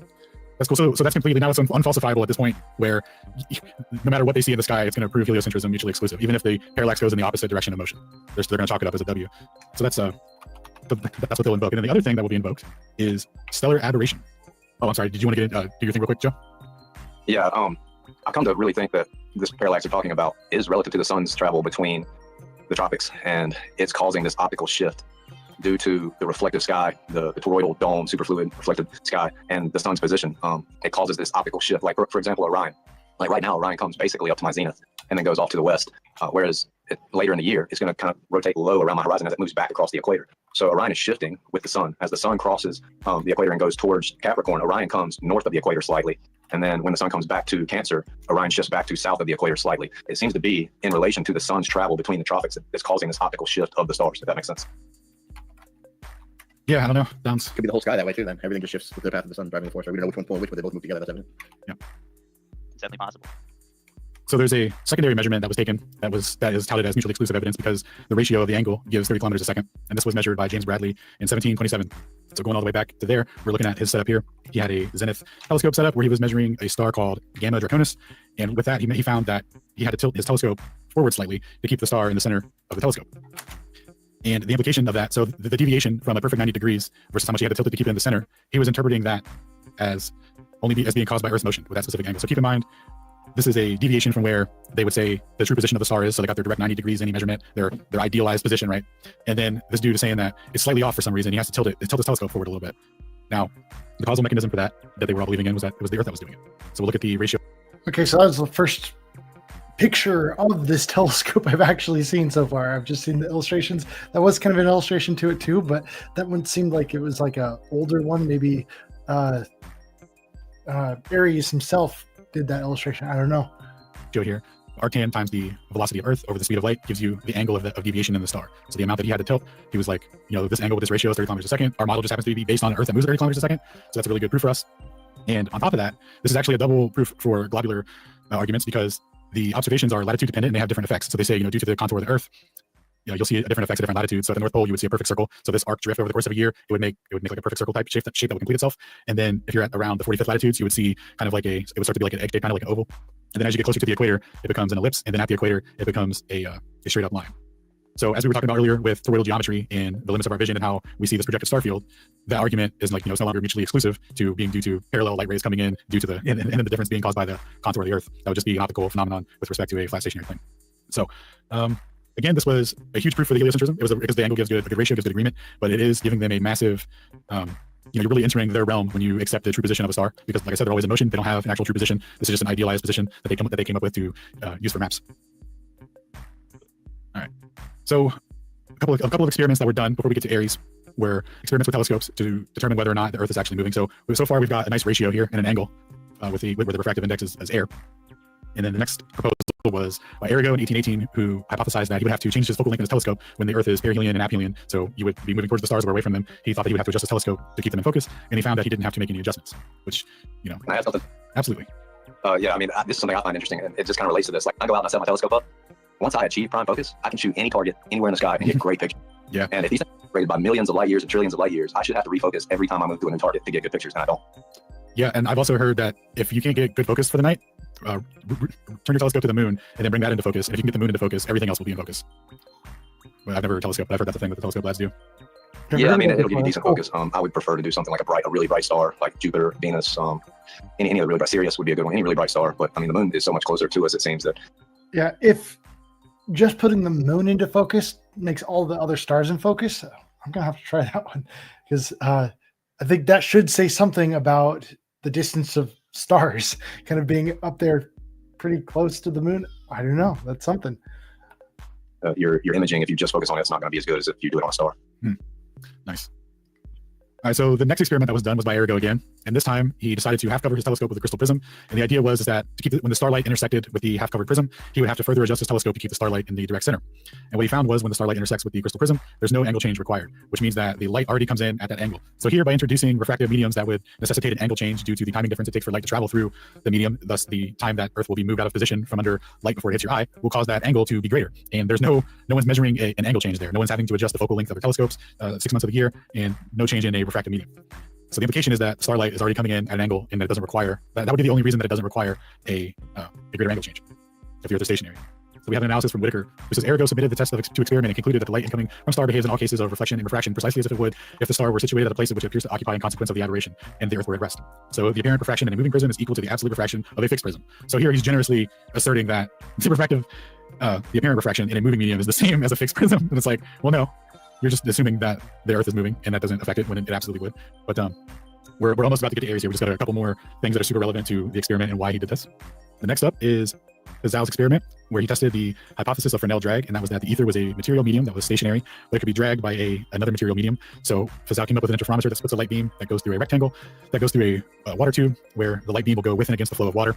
And what he found was that the translational velocity of the water was measured with a 44% ratio independent of the refractive index. So they know light's going to be slowed down in the water, but it shouldn't translate any velocity component to the water unless there's something to drag it along, and that's what they measured. So they measured 44% of the water velocity going with and against for a total of 88% of the velocity of the water. So it's pretty tight. So they showed that not only does the speed of light change in a refractive medium, in a medium, it changes with the velocity of that medium as well. So now we're going to get into a guy named Klinkerfuse and what he did. And what he derived and what he claimed to measure with respect to this angle change and refractive mediums and stuff. So here Klinkerfuse says from his 1867 paper, the aberration of the fixed stars. Under the term aberration, two different processes are almost always combined in the writings dealing with the subject. First, the delusion, which we are subject to by the direction of the ray owing to the motion of our own point of view, in which we are quite comparable is that of which we fell in a fast-moving carriage or a railway over the direction of pouring rain. Secondly, the real change in the direction of the ray, which also causes the movement of the earth as well. So caused by it's translated or whatever, but caused by the movement of the earth.